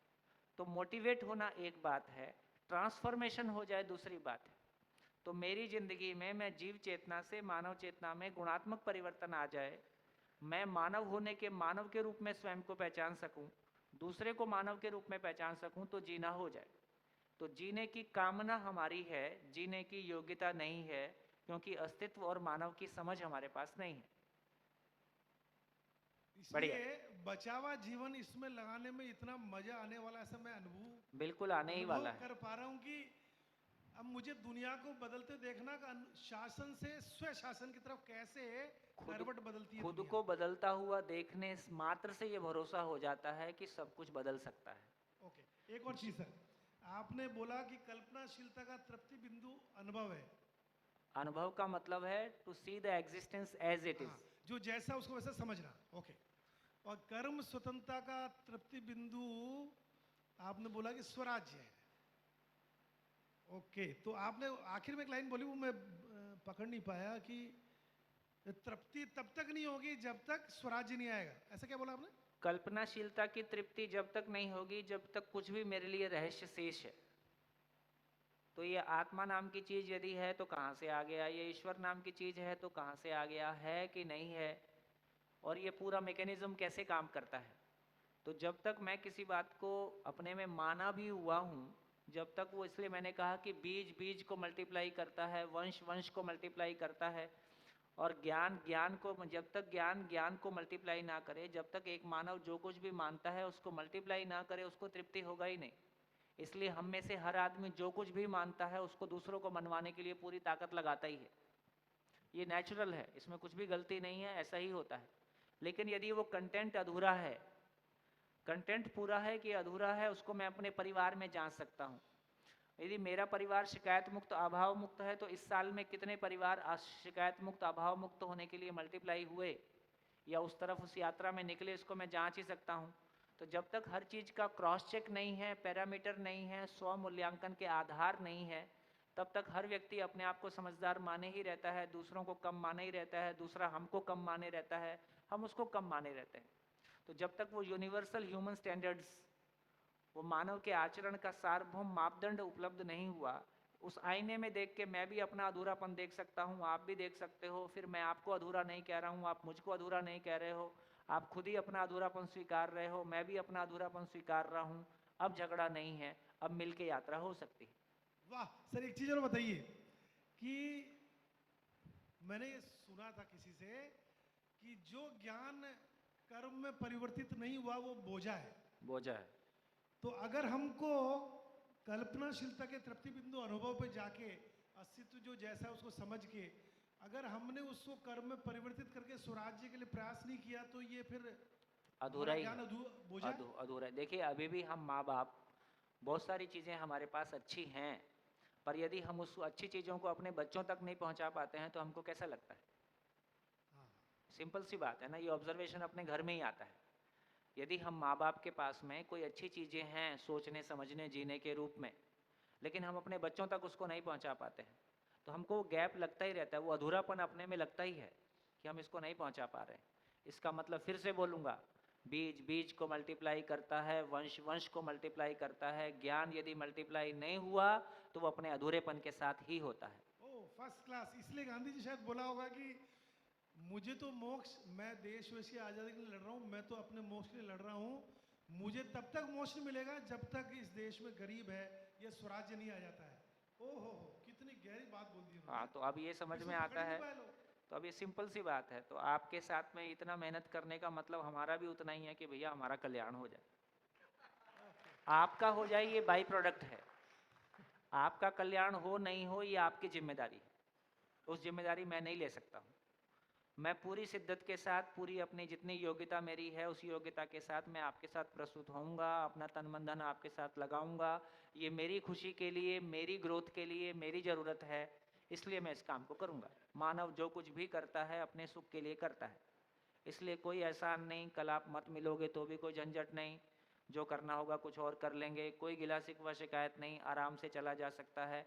जब तक इस बात की क्लैरिटी के साथ नहीं हम चलते हैं तो बहुत सारा गिला शिकवा शिकायत होता ही रहेगा। मैंने तो इतना किया, अब उसकी ज़रूरत ही नहीं, मैंने जो किया मेरे लिए किया था। ओके, तो इसका मतलब स्वराज्य का मतलब है सबको पर नियंत्रण से मुक्त करके स्वनियंत्रण की तरफ ले जाना। हाँ, अपने ही स्वनियंत्रित होने का प्रमाण देखना, दूसरे को नहीं ले जाना। अच्छा ओके। अपने ही स्वनियंत्रित होने का प्रमाण देखना। बीज बीज को मल्टीप्लाई करता है, वंश वंश को मल्टीप्लाई करता है, स्वनियंत्रित स्वनियंत्रण को मल्टीप्लाई करता है, पर नियंत्रण को मल्टीप्लाई करता है। सर एक एक शब्द को जितना तोल मोल के इस जीव विद्या में बोला जाता है या लिखा जाता है तो उससे लगता है कि वो समझ और उस आचरण में आने के बाद ही वो आ सकता है। क्योंकि एग्जिस्टेंस ही इतना तोल मोल के है। ओहो। क्योंकि एग्जिस्टेंस ही इतना तोल मोल के है, ये सारी प्लेनेटरी मोशन, यदि 0.001% भी डेविएशन आएगा तो सारे रोज आपस में टकराएंगे, है ना। इतने हजारों ग्रह नक्षत्र, है ना, अणु लोहे, इतने सारे लोहे के परमाणु, इतनी पेड़ पौधे, इतनी सारी प्रजातियां, इतना सारा जंगल, इतना सारा जमीन, इतना सारा सब कुछ व्यवस्था में है, इसलिए बहुत तोल मोल के है। ठीक है, जब उस तोल मोल जैसा है वैसा समझते हैं तो हमारी भाषा में भी वो सटीकता आएगी, हमारे भाव में भी सटीकता आएगी, हमारे जीने में भी सटीकता आएगी, और सटीकता मल्टीप्लाई ना हो ऐसा होता नहीं। सर मैंने इंजीनियरिंग में भी मैथमेटिक्स भी कभी लिख के नहीं पढ़ी, आदत ही नहीं लिखने की। पहली बार जिंदगी में मैंने एक कॉपी भरी है और मुझे समझ नहीं आ रहा ऐसा कैसे हो गया कि खाली क्लासरूम टीचिंग में इतना आनंद कैसे आ सकता है। इतना तो जिंदगी में किसी चीज में, सामान में, सुविधा में संभव ही नहीं है जितना आनंद अगर इसमें वहां तक पहुंच जाए जहां आदरणीय नागराज जी पहुंचाना चाह रहे हैं हमको। वहां पहुंच जाए, वहां पहुंचने जाए, रास्ते में भी उतना ही मजा आता है। वहां पहुंच के तो मजा आएगा ही, वहां पहुंच के तो अच्छी स्थिति है ही है, रास्ता भी काफी सुखद है।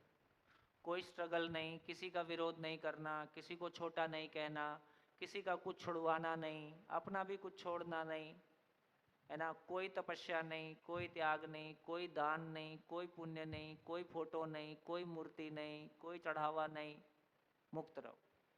जिस गुरु को मानते हो उसको मानते रहो, जो पूजा करनी है करते रहो, जो धंधा करना है करते रहो, अपने आप ज्ञान घुसेगा, परकुलेट होगा, खुद ही बताएगा क्या उचित है क्या अनुचित है। उसके बाद मेरे को कहने की जरूरत थोड़ी पड़ेगी, है ना। मेरे को केवल मेरे को समझना है, मुझको ठीक से जीना है, जो मैं ठीक से समझता हूँ उसको आपके साथ शेयर कर देना है, आगे मौज आपकी, चॉइस आपकी। वो टूट जाएगी भैया, ज़्यादा दिन नहीं रहेगी। हमको शासन की दीवार नहीं तोड़नी है, अपने घरों में जो शासन हो रहा है उसकी दीवार तोड़नी है। हर बार आपका ध्यान उधर ही जाता है, वो आंदोलनकर्ता आपके अंदर से अभी गया नहीं है ना? उसकी दीवार नहीं तोड़नी है, दीवार हमारे घरों में टूटनी है, दीवार मेरे भीतर टूटनी है। मेरे भीतर वो शासन की दीवार टूट जाए, मेरे भीतर मेरे घर में टूट जाए तो सब जगह टूट ही जाएगी। काम मुश्किल नहीं है, फोकस भर शिफ्ट होने की बात है। फोकस जितना क्लियर हो जाएगा काम तो होगा ही, क्योंकि एग्जिस्टेंस ही ऐसा है। जब मैं धारा के साथ बहता हूं तो एफर्ट बहुत कम है, जब मैं धारा के विरोध में बहता हूं तो एफर्ट बहुत ज़्यादा है। तो धारा ऐसी ही है, एग्जिस्टेंस इसको एग्जिस्टेंस है, उसमें शामिल भर होना है। मेरी पीछे की जो भी आदतें हैं, मेरा जो पूर्वाभ्यास है, वही बीच बीच में आड़े आता है, वही थोड़ा परेशान करता है, कुछ दिन तक करेगा। माइक ले ही लो, ले ही लो, कोई बात नहीं।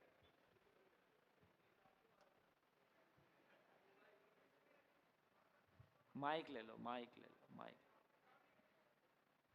मैंने देखा कि एक ही काम जीवनोद्यम हो रहा है, सोचने की मशीन जो जंग खाए पड़ी है सबके, उसको शुरू करवा रहे हो आप। हाँ। आदमी सोचना शुरू करे, सवाल तो करे, करेगा तो जवाब आएगा। अभी सवाल ही नहीं कर रहा है कोई। मौलिक सवाल नहीं है हमारे पास, मौलिक सवाल नहीं है। या तो हमारे सवाल भड़ास वाले हैं, कांग्रेस को निपटा दो, भाजपा को निपटा दो, किसी और को निपटाओ, आंदोलन को निपटाओ। तो या तो हमारे सवाल भड़ा, या घर में किसी को निपटा रहे हैं हम एक दूसरे के साथ, है ना? तो या तो भड़ास है, या फिर खाना कहाँ से आएगा, या फिर गाड़ी कहाँ से आएगी, पैसा किधर से आएगा, दूसरे मेरे से प्रभावित कैसे होंगे, है ना? मौलिक सवाल नहीं है। मौलिक सवाल होंगे तो यात्रा बनेगी। तो सुनिए, तो सर पहले मुझे अपने शासन की आदत छोड़नी है, अपने शासन की दीवार कुछ नहीं छोड़ना है, मुझको व्यवस्था को समझना है, फिर वही पुराना रिकॉर्ड। वो अब समय लगेगा ना भाई, हम तो, हमारा एडमिशन तो अभी का है, आपका तो और आप तो बहुत विद्वान है, आपको तो। विद्वान नहीं है भैया, मैं हमेशा बहुत मीडियोकर आदमी हूँ। मैं कभी पढ़ाई में अच्छा नहीं रहा, खेल में अच्छा नहीं रहा, किसी एक्टिविटी में अच्छा नहीं रहा, है ना? पीछे बैठ के क्लास में काम चला लिया। तो भैया मैं तो बहुत सामान्य आदमी हूँ। नहीं, आपने सर आदरणीय नागराज जी को प्रमाणित तो कर दिया आपने? नहीं, उन्होंने अभी नहीं कहा किया। था मल्टीप्लाई। कोशिश है, कोशिश है। अगर हमको समझ में आ गई तो ए से बी, बी से सी हो गया, फिर तो प्रमाणित हो जाएंगे। हो जाए ना, अभी हुआ कहाँ है? इसका मतलब ओके, मतलब मैं अगर आचरण में लाऊंगा तो नागराज जी प्रमाणित हो, करेक्ट? हाँ। Okay, very good. अब मुझे मेरे शासन की दीवार तोड़नी है। आपने कहा था कि मैं निरंतर सुखी तभी हो सकता हूं जब समाज से, चूंकि मैं जुड़ा हूं, समाज का हिस्सा हूं, तो समाज अगर ठीक नहीं है उसको तो थोड़ा फिर से ठीक करना पड़ेगा। मैं निरंतर सुखी तो इस बात से हो जाता हूँ कि वो अनुभव काल में आनंद के रूप में प्राप्त है, विचार काल में समाधान के रूप में प्राप्त है, तो मैं तो सुखी हो ही गया। लेकिन मेरे सुखी होने का प्रमाण बीज बीज को मल्टीप्लाई करता है, वंश वंश को मल्टीप्लाई करता है, ज्ञान को मल्टीप्लाई किए बिना ज्ञान को तृप्ति नहीं, वो नेचुरल है। मतलब उसमें ऐसा नहीं है कि कोई मैं उससे दुखी हो जाऊँ, उस लेवल पे फिर दुख नहीं है, फिर वो करुणा है। आउट ऑफ करुणा फिर वो बिहेवियर व्यक्त होता है। तो आउट ऑफ करुणा फिर दूसरा भी उससे में मल्टीप्लाई होता है। तो उस क्रम में मेरा सुखी होना तो मेरे समझने से होता है, मेरे समझने के साथ में जीना चल ही रहा होता है, जीना समझने को क्रॉस चेक कर ही रहा होता है। तो धीरे धीरे मेरा समझना, किसी बात को सुनना होता है, किसी समय तक मैं उसको बोल नहीं पाता हूँ, किसी समय तक मैं बोलता हूँ तो लोग भाग जाते हैं, भागो आया। अभी आपके साथ ही होता होगा ना, भागो सुनील का फ़ोन आया, है ना? तो अभी हो सकता है आपके साथ ऐसा होता हो। तो शुरू शुरू में ऐसा होता है, कोई समय के बाद लोग हमको सुनना चाहते हैं, लेकिन अभी भी हमारे आचरण में कमी साथ साथ चल ही रही है, वो दिख ही रहा है।